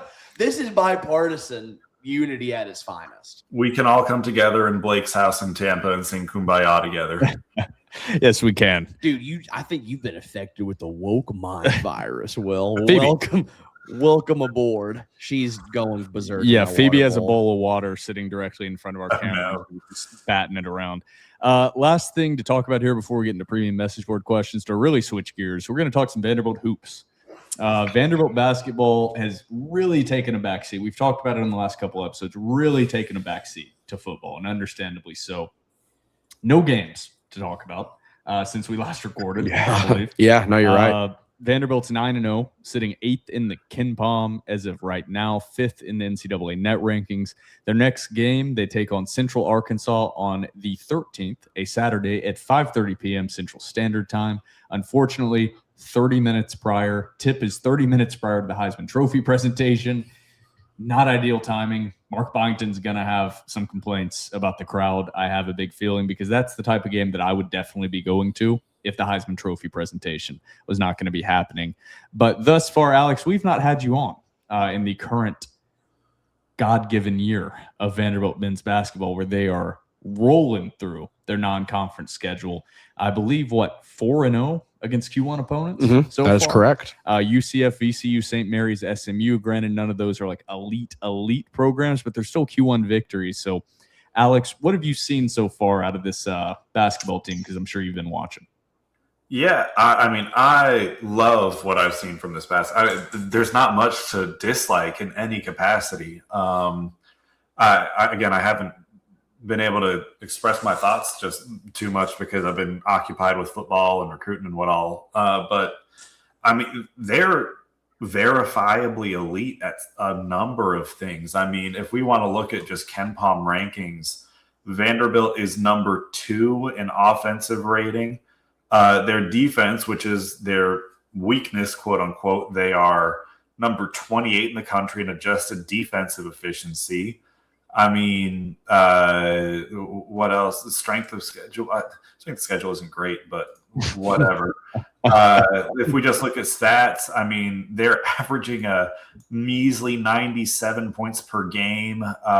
They are shooting 52% from the field, 75 from the line, 38.8 from 3, which is crazy efficient for a college team. I mean, how many steals do they have? They have more steals than they have overall turnovers.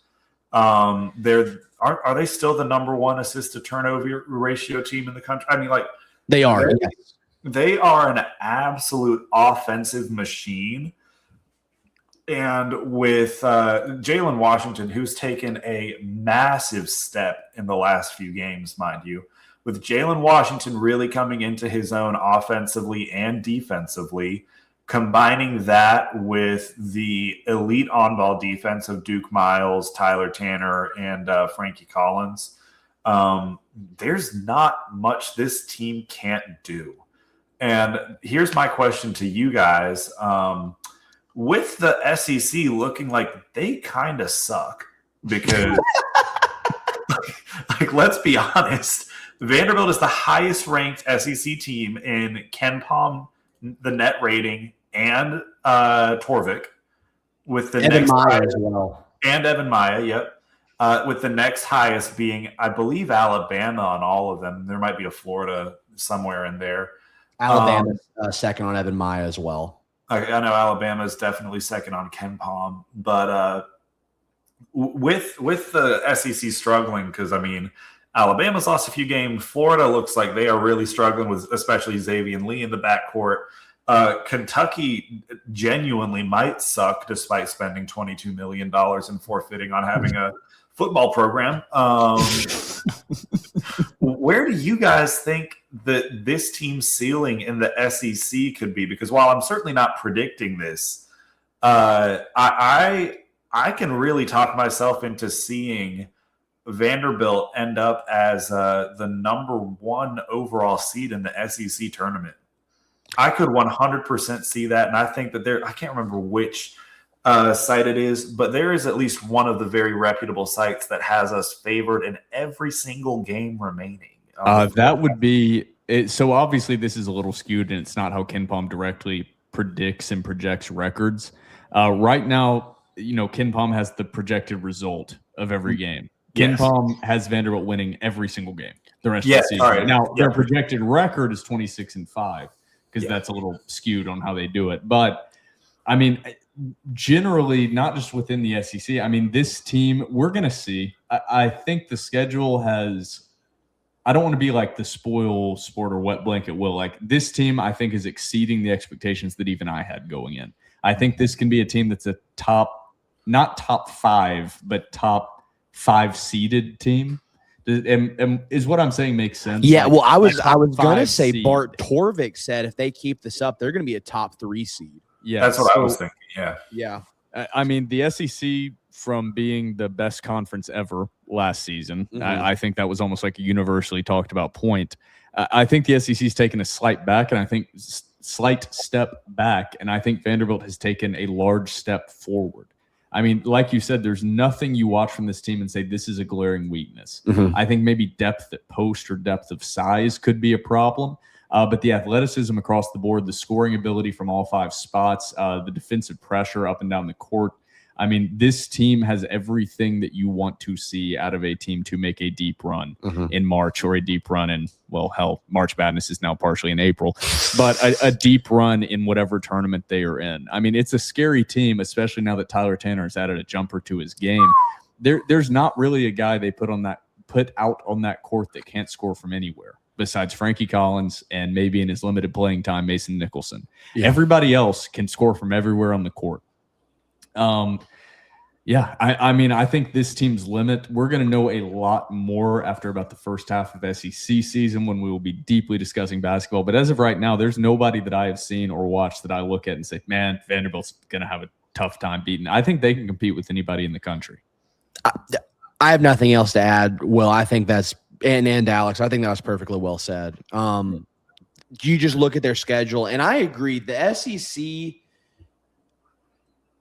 saying they've taken a step back might be an understatement. Florida stinks. I'm willing to go out there and just say Kentucky straight up sucks. I watched that Gonzaga game. That was awful.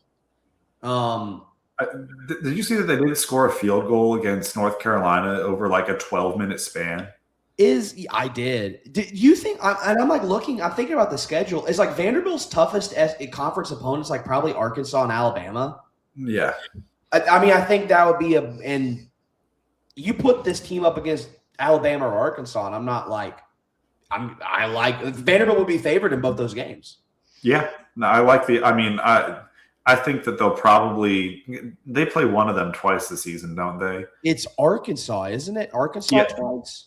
I couldn't tell you. I should have the schedule pulled up. I think we have a home and home with Arkansas. It is. I don't see that.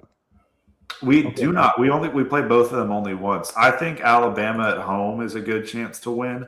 I think we got one. Vanderbilt opens up conference play, by the way. Yes, that's a point. big time Good matchup. point. Get to Memorial for Second that game, one. home opener. Sorry.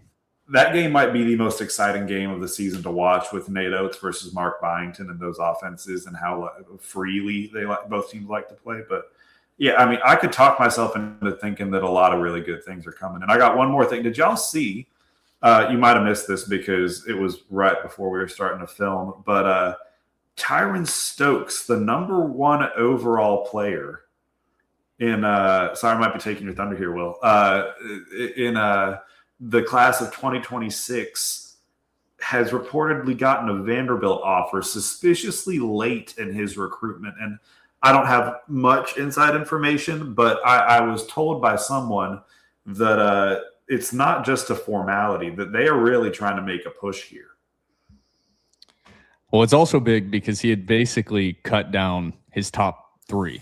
Yes. And then Vanderbilt came in with an offer, and he's basically added Vanderbilt as a 4th in that options. I wish I had it written down in front of me who his other top 3 were. But yeah, that's a pretty big one to put on the board. And I think in the minds of some Vanderbilt fans, it's like before you would just be like, token offer. But they did just get the #1 quarterback in the country.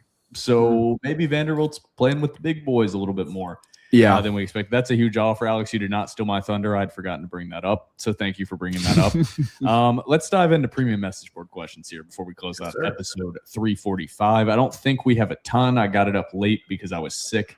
And then also there's not games to recap or preview. So not as many people fired up. And I had not mentioned, we didn't know Alex was going to be joining here until maybe 2 hours before we started recording. So people didn't have a chance to get Alex questions in. #1 from EA Door. What's the sleepover situation at the Fromang residence looking like? Is Phoebe accompanying TDR in Tampa? No, because Phoebe's a little bastard to travel with. So Phoebe will not be accompanying us. We already discussed the spooning situation. Yeah, and so here's the thing as well. We tried to go over this last year. Blake's like, no, I don't have a room at my big house. I know I make big lawyer money, but I live in a small house. His wife, who we met in Birmingham, said that he was lying and that they definitely have enough room to accompany us all, that she would love to have us over. So Blake's wife, wonderful lady, said that we could come over. I'm hoping that offer has continued into this year. Spooning situation. I also heard from a very reliable source that Blake is a fake flexor and that Blake does not like to be big spoon. Rather, Blake is a little spoon man himself. He's a 6'7" little spoon. Big if true. I will be the big spoon to Blake's little spoon. Yes. The next question, perfectly, you don't have to answer it again, was from JRob1742. Who's going to be the big spoon, Trevor or Blake? Oh, I'm going to big spoon the hell out of Blake. Georgia Door. What do you envision the playoff looking like in the long term? Is further expansion inevitable? No matter how big it gets, there will always be fan bases and teams that feel like they've gotten snubbed. When it's us, they tell us to pound sand. But when it's Notre Dame or Alabama or Texas, they'll change the rules and/or expand. Where does it end? So my #1 is it is inevitable once they expand it from 4 to 12, it's going to be 16. I think it will stop at 16, personally, for the foreseeable future. I think that's maybe initially they will do something like play-in games initially for non-conference championship participants. Now, where things get interesting for me, because I think do you guys agree that expansion is kind of inevitable to 16? I would take it a step further, and I think it's going to be 16, and I think they're eventually going to go to 18 or 20. I think it's going to keep going. So where my interest in this is, maybe not my interest is in all of it, but something that I don't see talked about near as much is conference championship games. We went a long time without conference championship games in general. Yeah. I believe the first SEC conference championship game was played in 1992. Yeah. They're pretty young in their inception. I think conference championship games are going away. Yeah. I think alongside an expansion of the college football playoff, kind of like what you're talking about with play-in games, I think the conference championship games will be replaced with play-in games. Yep. So I think inevitably it will expand. I think number one, the quickest thing is this offseason, I think the automatic qualifiers are gone. Yes. I think that's I agree. rewritten. I agree. And then once this current contract ends, I believe it's in 1 or 2 years. I think it's 2 more years before they can expand. Then they will expand to 16. Now, this is where he asked this, and it's interesting. Yeah, that's the problem with expanding is you're always going to have whatever that there's always going to be if you expand to 16, if you expand to 20, there's going to be a 21st or a 17th team. I mean, there are 68 teams in the NCAA basketball tournament, and every single year there are teams complaining about being left out. So that's never going to end. But yeah, I mean, it's going to expand. I think you're in a very unique year where 16 sounds really good because I think there are a very clear 16 best teams. Yes. I think yes. if you had 16 teams in this year, it's about as perfect as it possibly could be. Agreed. But yeah, I think it will expand to 16 immediately upon that contract being expired. Agreed. I don't have much to add there. All right. Next up from GLH4VU, number 1, a callback to a question from last basketball season. If you could add one player from a past team to this team, who would it be and why? It's a good question. Damn, that's a great question. I feel like it's got to be a big. Give me Luke Cornett. Just with his ability to stretch. I was going to floor. say either Luke Cornett or Festus Ezeli. Even though he's not a shooter? Even though he's not a shooter, I don't know if Vanderbilt need. Now, Luke Cornett's still my number 1, but Festus Ezeli or Damian Jones, even I could add him in. A healthy Liam Robbins would be. I was about to say a healthy Liam Robbins makes this team a that Elite 8 Final Four. Okay. Yeah, I might change my answer to you, Alex, to a healthy Liam Robbins. I think I'm on that train with you, actually. Yeah, Luke Cornett or Liam Robbins. Then 3rd/4th, I'm going to Ezeli and Damian Jones. But clearly, we're all agreeing on a big man there. Number 2, what is the ceiling for Tyler Tanner? I don't know if you can answer that because I have written down, I was looking at Evan Maya before we started recording. So if you look at Evan Maya's player ratings right now in terms of offensive and defensive total rating, he's the number 8 player in the nation. He's the 8th best player in the nation whenever you factor in offensive defensive rating. What is his ceiling? I don't know. If you would have told me just a couple months ago that Tyler Tanner would be the number 8th offensive defensive combined rated player in the nation, I said you're lying to me. So I really don't know. I was gonna say all SEC first team potential All-American, genuinely, because that's the level that he's playing at right now. And I mean it's against Central Arkansas, but he's doing it against St. Mary's of the world. VCU's a solid team. I mean SMU, he was he was just godlike, and they're a really good team with really good guards. So, I mean, yeah, all SEC first team, potential All-American.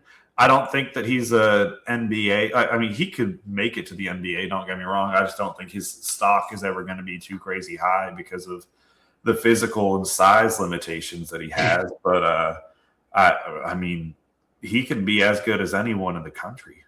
I mean, keep in mind he's a sophomore. I mean, that's another good point. His true potential, I mean, is SEC Player of the Year. I mean, that's how high and how good. Now that he's added a jump shot, he's unguardable. 3rd question, and I'm not sure if we really have any information on this yet, but GLH4VU asks, if you had the time to look, who are some guys in the portal you'd like to see VU target for football? I don't have specific names. I'll be honest. I have a specific name. I can't remember. I know he's a cornerback who plays for Tulane. I more have just overall player molds that I know of. Sorry, Alex. The only thing I'll say, because I can't add anything to this, the only thing I'll say is I would expect Vanderbilt to target cornerback heavily. I expect them to target cornerback very heavily. Really just defensive backs, corners, and then a safety or two. And then on top of that, at least 4, if not more, offensive linemen.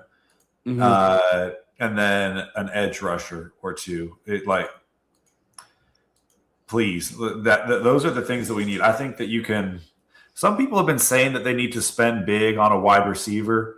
I wouldn't entirely rule that out. I just think that that's priority number 4 or 5. If you could get a solid X receiver that's just a red zone target, Trey Richardson and Junior Sherrill, and then Tristan Brown actually getting receiving reps in the slot, I think is going to be lethal as well now that Richie Hoskins will have moved on. I mean, I think that they have the receiving talent, and you saw this year. I mean, both Junior Sherrill and Trey Richardson are almost at 700 yards, and they made a really massive impact down the stretch. So I don't think that a wide receiver is what you really need. But, yeah, defensive back, offensive line. I think offensive line comes number 1 before all of them because we're not saying that Jared Curtis is the starting quarterback, but I think that it's a more safe projection than not to assume that he is. And the literal last thing that you can do with a freshman starting, especially one who's as high profile and talented, is destroy his freshman year because he is running for his life. So get as many mean, big offensive linemen who will come in and just maul. And that'll also help the running game and help Jared Curtis have a strong backbone to his offense to be able to build off of. Yeah, my number 1, it's not even close, is offensive line. Yeah. I think everything else is fully secondary to that. It's like number 1, offensive line, chasm, then we can discuss everything else. Agreed. But they have to rebuild this offensive line. That's number 1. If they don't rebuild the offensive line, everything else is moot. Because this team's going to struggle severely if they don't rebuild the offensive line. Next up from World's Strongest Vandy Fan. In the offensive portal off-season portal talk, is returning experience or depth, I guess, on the offensive line being understated. We return starting quick guard McConnell and backups at every other spot. Quick tackle Azubike, Cooper Starks, strong guard Given, strong tackle Irving.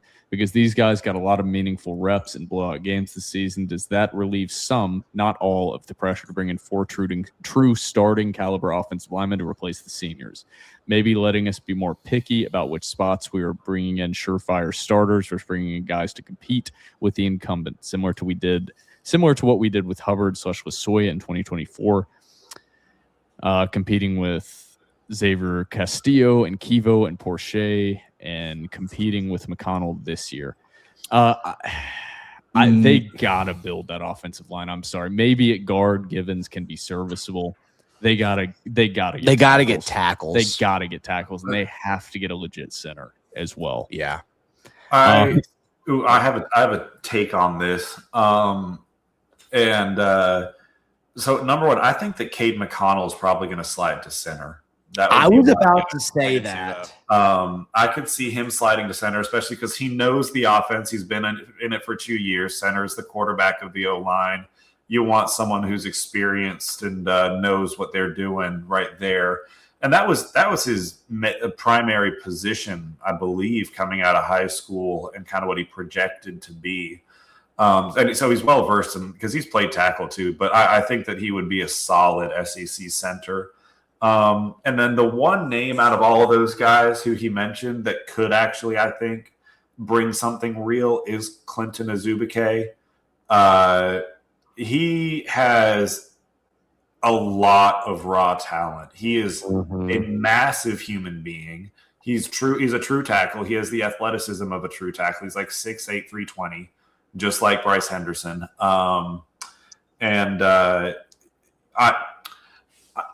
From what I've heard, there's still a ways to go, but if he puts everything together, he could be a really, really high-quality offensive lineman. So do I think that you bank on that? No, absolutely not. You go and get competition. Iron sharpens iron.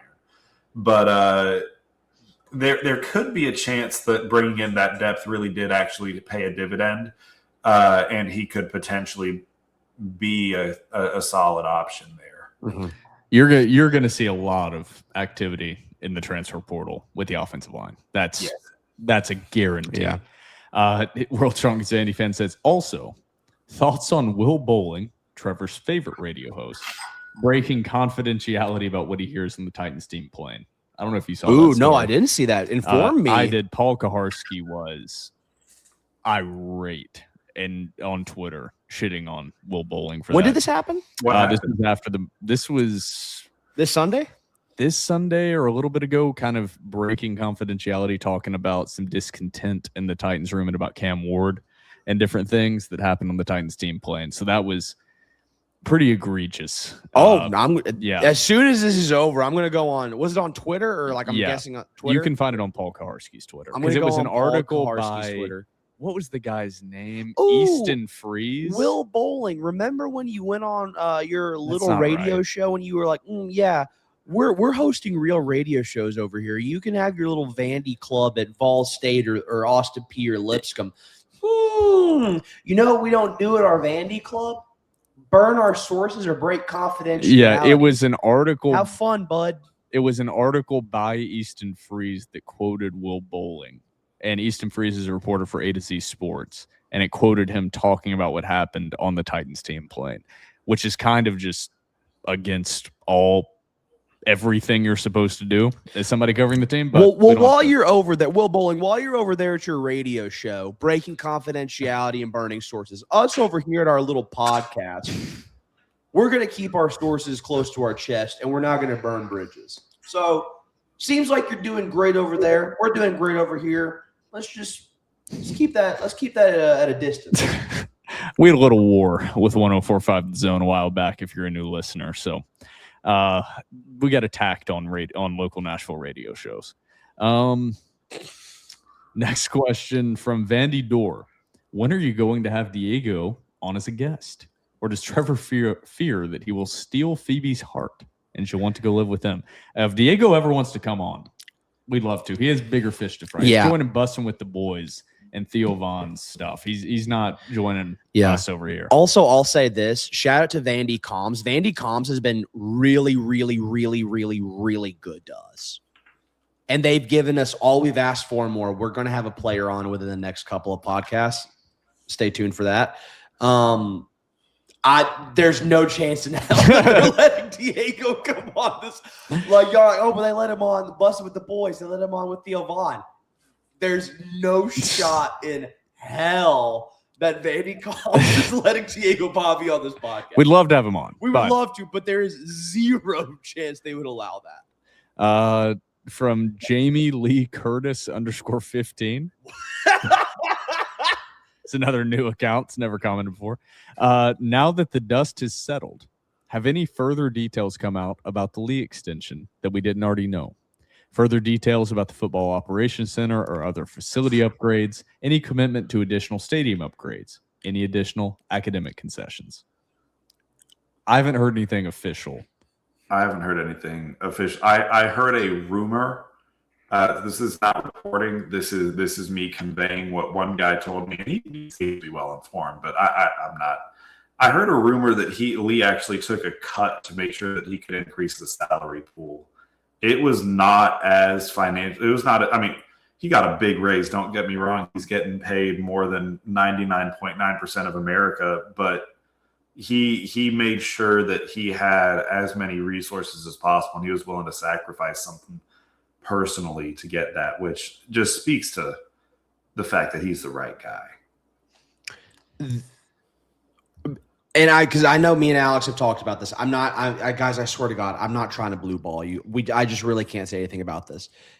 In terms of like potential upgrades and like terms of like academics, we can't like comment on that. No. Like, I hate to be that guy, but we can't comment on that. Kodak Black and Gold. We don't have to spend a lot of time on this one. Any updated opinions on Chad Withrow? Can we still expect him to appear on the pod? No updated opinions. No. He will not be making an appearance. Yeah. I mean, it's the funnier part with Withrow is he actually commented self-awarely is his tweets got outside of the bubble of like Tennessee Vols and Vanderbilt Twitter, and people were taking his tweets as he was like a Vanderbilt homer. like Indiana fans. I could not imagine that. It was hilarious because of how he wasn't. He was just tweeting out things, and it was very funny. That I will. This say guy's was funny. not on our side. Yeah, and he was like, "It's so funny now that I'm being accused of being a Vanderbilt homer. If you only knew," is basically kind of what he said. So that was kind of funny. Pavia Mafia, would you prefer for Curtis and future QBs to wear number 2, or should it be retired? Retired. I think it should be retired, but I will also kind of get Pavia's opinion on that. Should it be kind of something passed down as like as a number to elite quarterbacks, or should it be retired? I'm on the opinion of I'm not actually a big jersey retiring guy in college, but I do think number 2 should be retired. There was actually an article that came out about this today. I can't remember who it was. It was a Tennessee media guy. Jared Curtis basically said, I would love to wear number 2 if Pavia will allow it. And said that he wanted to create a legacy where it kind of does. I don't know if Curtis said that he wanted to create a legacy that it was passed down, but that was kind of the implication in the writing that it could become something like that. I'm on the train of if Diego can like publicly give his blessing, then absolutely Jared Curtis, you're the first 5-star. I mean, is there the theory of he should have to earn it before he gets it? Sure. But Jared Curtis is such a monumental just figurehead in his own right as the number 1 first 5-star, number 1 overall quarterback, Nashville kid who came to Vandy. I think that he can wear it year 1 and then retire it after that. Yeah. Now, the big thing that I've said before is Vanderbilt needs to put something into place like a ring of honor on top of First Bank. That's what needs to happen. Yeah. And if we're going to retire numbers, then you need to also retire number 87 as well, which feels like an easy one to do if you're going to start retiring numbers. Yeah.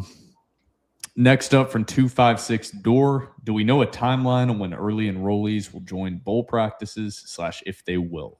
Will they finish high school in time? My understanding is they have to be graduated and enrolled to actually practice. I think that rule still stands, but I do expect early enrollees to partake in bowl practices.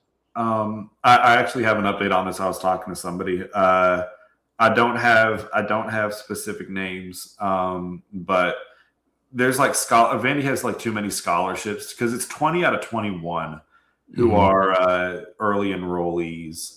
And they don't have enough scholarship spots available to bring all of them into bowl practices before the new semester comes about in tech. I don't know the details, but basically I was told that not a lot of them are going to be coming, but that Jared Curtis will be one of the people who's practicing in the bowl practices. Because that's what I was asking. I was asking some guys, hey, is Curtis going to be able to practice? And they said, yes. Hell yeah. Good scoop. From B. Fromang, the hashtag Frotel is closed. Phoebe had better check in if she comes to Tampa or risk getting murked. Dude, I'll box that guy's ears in if he touches my cat. I don't care if he's 6'7". I don't care if he's 5'11". It's on site. Then there's discussion about Trevor's quads. A lot of discussion about your They're quads. way bigger than Blake's. I'll tell you that much. He's got tiny legs. Unabridged says, how fucking screwed are we getting in the end of year awards? No Joe Moore, no recognition for Tim Beck. We already kind of hit on that. Screwed. Yeah. Beck's for VU. What responsibility, if any, good or bad, do you put on Vanderbilt's media relations for a CFP ranking and Diego's Heisman vote? There's only so much the university can do. They're working. This current admin with Diermeyer, Candace Story-Lee, everybody else involved is being punished for the sins of previous administrations. Yeah. And I don't think it's them. I think it's just the lack of overall brand that they have and what that brand is. So I don't think there's anything they could have done. I think they've pushed. They have a billboard up in New York with Heisman. They've made a push to media about voting and things, but there's only so much they can do. Vanderbilt just has to be successful on the field for an extended period of time to change the brand narrative around Vanderbilt. It just kind of is what it is. Rome wasn't built in a day. You're not going to change the entire narrative of Vanderbilt football being the doormat of the SEC and change the minds of random people who are not invested in the day-to-day activities of SEC. That's not going to happen in 2 years. It's not going to happen with a 6-6, 7-6 year into a 10-2 year. It's just not going to change overnight. You have to continue to extend success multiple years. My only question for people who say that they didn't do well is, what more do you want them to do? Because, and not to say that it's perfect, and I'm sure that if we went over with someone who has a degree in marketing, they'd be able to pick apart and analyze it. But just as a fan, we've seen the social media push, we've seen the stunts, we've seen that they've been mailing highlights and like swag boxes to Heisman voters, and like, what more do you want them to do? Seriously, because keep in mind, he wasn't even talked about as a serious Heisman candidate for the first 7 weeks of this season. So this is like a mad scramble in the span of a month to try and put together a cohesive thing that nobody's like. I mean, Diego Pavia saw it coming, but outside of that, nobody else did. Yeah, that's kind of where I sit, is like, what else do you want him to do? Like, do a door-to-door knocking campaign and get the addresses of all the voters and everything, like Mormons. Yeah, like I think they've done a solid job. And anything else, it's like, it's just got to be built through organic brand. And that's, for lack of a better term, like, you don't hear criticisms of this about Notre Dame's campaign for Jeremiah Love. Like, have they done as much as Vanderbilt has for Pavia? I don't know, but it's just Notre Dame just naturally has a bigger brand recognition, that kind of thing. So from Vandy Fan, he has 3 questions. Number 1, we spend a lot of time talking about Pavia and how crucial he was for the team this year. But who do y'all think are the unsung heroes / most valuable pieces that don't get talked about enough on offense and defense? I'll start by saying just the offensive line in general doesn't get enough love for how solid and good they were this season. I mean, it all starts in the trenches. The linebacker group was solid. The defense was not outstanding this year, but the linebackers were solid. But generally, like, the offensive line is just what I point to, and they're losing a lot off of that offensive line that outperformed even my expectations. Yeah, I'll give you 2. I think Jordan White, first and foremost, that's no. And Corday Sidnor. I don't think Corday Sidnor gets nearly enough credit as he should. And I want to throw in Zaylen Wood. Zaylen's another one. Yeah. I'll throw Miles Capers in there because he's been a dog all season. And then late riser, really like this guy for next year. Jordan Matthews played his ass off over the second half of the season. Same with Colby Taylor. Yeah. Yeah, and I'd also add in Richie Hoskins on the outside. He does a lot of dirty work blocking, and he has some highlight plays, so he does get recognition because he's had some highlight catches and plays, but he does a lot of dirty work blocking on the outside. And in this offense, you need receivers that can block. So that's another guy that he does get credit, but maybe not as much as he deserves. Number 2, favorite Pavia moment / games / plays over the last 2 seasons. I mean, the obvious one's Bama from last year to me. And then the Tennessee game is getting a lot of attention with the run. That Bama game was something different. And then the Kentucky performance was just outstanding. My favorite of all time, and I'll die with this, is that touchdown and then the Heisman celebration in the kneel end zone. That took it for me. Based purely off of how mad that made. Not even mad, because it was almost at a point where they accepted that they lost at that point. That just killed the will of all the Vols fans in Knoxville. And I mean, I was up at a tailgate in Knoxville with my girlfriend's family, and I was on my best behavior, but I just felt I was right next to the stadium. I felt all of just any hope drain out of the stadium, out of the tailgate spots, out of all of Knoxville when that happened. So that stands out. And then I'd just say his owning of Auburn and how much he drives them insane. That's been one of my highlights, because there was no team that was more upset about Diego Pavia getting an extra year than Auburn fans. There is no team who was more upset about losing to Diego Pavia either year than Auburn fans. And there's so many iconic moments, it's hard to choose from, but his ownership of Auburn has been really fun for me. Yeah, and there's a game in general that doesn't get discussed as much as it should, and it's largely due to how they fell at the end of the season. That LSU game was special, just as general as a team performance. Yeah. That was a top 10 team when they beat them. That was a pretty special performance as well. But there's just every game he's played in. That it's kinda Vodtech felt coming special. out party last year was something special too. Electric. And his last question, I don't know if we'll be able to add anything to this. Maybe this is a good article idea at some point because I kind of have this same question. I really need to dig in as well. Do y'all have any insight into guys who walked at senior day who have more eligibility that will probably come back, i.e. Spence, Capers, etc.? Depending on how this lawsuit goes, Langston Patterson, Josh Singh, Cole Spence. I know regardless of the lawsuit, Cole Spence has some. That's all off the top of my head, but like we have that lawsuit coming out, and I know that Patterson and Singh are two of the guys that are lobbying for more eligibility. I know that first Capers, I believe it has been reported elsewhere that he is gonna get a medical red shirt and probably come back next year. So credit to them for that scoop. But I have confirmed that as well. I would expect Capers back as long as there's no NIL snafu, although I don't expect there to be. Wataha, he wasn't recognized at senior day, was he? No, he wasn't. But I would expect him back. He's probably going to get a medical red shirt for this year. Spence isn't a guarantee, but I would say that it's more likely than not if I can.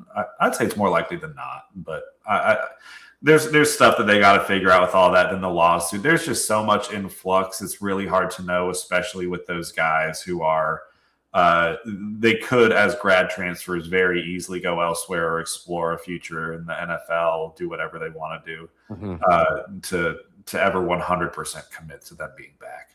And I'm sure Alex will keep everyone apprised on behind closed doors on thedoopreport.com. So make sure to subscribe and check that out. We will update as soon as we know anything. There's a lot in flux, like Alex said. Two final questions here. GLH4VU. Well, no, I already asked that one. One final question here. Pessimistic Door. What will it take for Vanderbilt to get the credit it deserves? They have had a historic season and should win national awards for head coach, OC, tight end, Heisman, offensive line, but it doesn't look like it will get much of any of it. I understand more winning will improve the brand, but it's hard to see what more could be done. Lastly, do you think this lack of respect will hurt in recruiting the big dogs? Like we kind of already, or I kind of already went on my rant about this, is Rome wasn't built in a day. There's a reason that's an expression that has continuously lived on. This administration, this coaching staff, Clark Lee in particular, knows the gargantuan task that is in front of them. They're trying to erase 40 years of lack of care within this athletic department and programs in general. You can't erase that in 2 successful football seasons. You have to continuously build your brand. They've already done a hell of a job and turned it around in a way that I truly didn't think was possible, where the average fan already views Vanderbilt in a different light than they did. And to a certain extent, the change in logo has helped with that. It's coincided with more success. Like there's just a lot. It's just time. Like if this team continues to win, and it doesn't mean win at a 10-2 college football playoff contender level, if they just continue to have successful seasons, that reputation is going to change. And you're going to get more attention from national media. And that's just what has to happen. It's not anything in particular they can do, but in general, like you asked at the end, I mean, I don't think it's hurting in recruiting the big dogs, quote unquote. I just think that's more of the slow build. You just like Clark Lee's a hell of a coach. He's a guy that you would want to go and play for, in my opinion, and you'd want to send your son to go and play for. But they've just got to win more consistently to get the attention of the national media, because the national media is covering everyone. They're covering 136 FBS football teams. I know they're not actually, but they're covering the top 20 of those. And right now, Vanderbilt, in a lot of minds, they're just not a top 20 program. They're not a top 25. They're not a top 30 program. Granted, they had a hell of a year this year, but they're just not that. So it's just going to take more time to build up the national recognition of, oh, this isn't just a one-off year. This Vanderbilt team is here to stay. And so people have to be influenced to invest their time into Vanderbilt football, because right now, for lack of a better term, it's being written off as, oh, Diego Pavia is an incredible player, but it's Diego Pavia. and that's a large extent of it. Next year, they're just going to fall back into that 3-9, 2-10, 4-8 type of Vanderbilt, and they just have to prove that's not the case. Yeah, that sums it up very well. I think that the TDR group chat was a dark place on Saturday and Sunday. There was a lot of despair and bemoaning the exact issue that was illustrated in the question, which is that what more do we have to do? Does Clark Lee have to do? Does Diego Pavia have to do? Does Vanderbilt have to do? My perspective on this is that it is exactly the issue that Will illustrated, and it's just that 2 seasons isn't enough to fully change a perspective that had been formed over. I mean, because a lot of these guys in charge of the media, they're 45 to 55 years old, maybe even older than that. And Vanderbilt has sucked for their entire lives. 2 years of that isn't enough to change it. However, what I do think this year does concretely is get Vanderbilt's foot in the door. I think that this is the year that really helps people think of Vanderbilt as a serious contender, or maybe not contender, but a program to be taken seriously. And in a lot of ways, they were doomed in August to not win the Heisman, to not get in the playoffs, to not win the Broyles Award, as we're seeing, to have Jordan White get snubbed from the All-SEC teams. These are all things that they were decided in August, not now. However, next August will be different, because the Vanderbilt has an established winning team, an established, well-respected coach, got the #1 overall quarterback, has the biggest name in terms of freshmen coming into college football next season, and is really starting to play. So I think that the barriers for Jared Curtis or any other Vanderbilt player to win the Heisman are a lot less. It's a much lower hurdle that they have to jump. And if Vanderbilt wins at a high level, then they'll be treated like a SEC team that wins at a high level, because that's just what they are. And Clark Lee said it best in his press conference. He's like, our goal is to establish this idea that Vanderbilt's just a winning team. Because if we win like this for 4 more years, it will have been 5 years, 6 years of only knowing Vanderbilt as a winning culture. And high school seniors at that time will know nothing else but having Vanderbilt as a winning culture. And let's be so honest, sports media has the shortest memory of any media ever. They are so reactionary. If you put together 5 successful seasons, even just 3 or 4, you can shift your narrative. It's just unfortunate that 2 wasn't enough, especially when one of those 2 was a 7-6 season that resulted in the Birmingham Bowl, which was revolutionary for Vanderbilt fans. But let's be honest, I mean, aside from the Alabama win, they didn't create waves on a national sphere until this year. So you can really think of that as year 0. This is year 1. That's not enough time. Yeah, but just look at Clemson football. If you want to use the 5-year mark, let's look at Clemson football. They were a shit show in our lifetime. Yeah, I mean, it's just going to take time. Anything else you guys want to add before we close out episode 245, which is turned into quite, or 345, which is turned into quite a beefy episode here? I need new glasses. I can't even see what the It's over timestamp 2 is. hours. Hell yeah, dude. Anything else you guys want to add, Alex, Trevor? Anchor down, subscribe to thedoorreport.com for the best scoops in the game. I'm going to take my victory lap. I was right. Trevor was right. We were all right about Jared Curtis. Nobody was more right than I was on baseball transfers. Nobody was more right than Trevor and I were on basketball transfers. Do we have day jobs? Yes. Do we have the sources? Also, yes. Subscribe. Subscribe today. Company man. Nothing else to say about that. Just Boom. end it right there. Hell of a way to do it.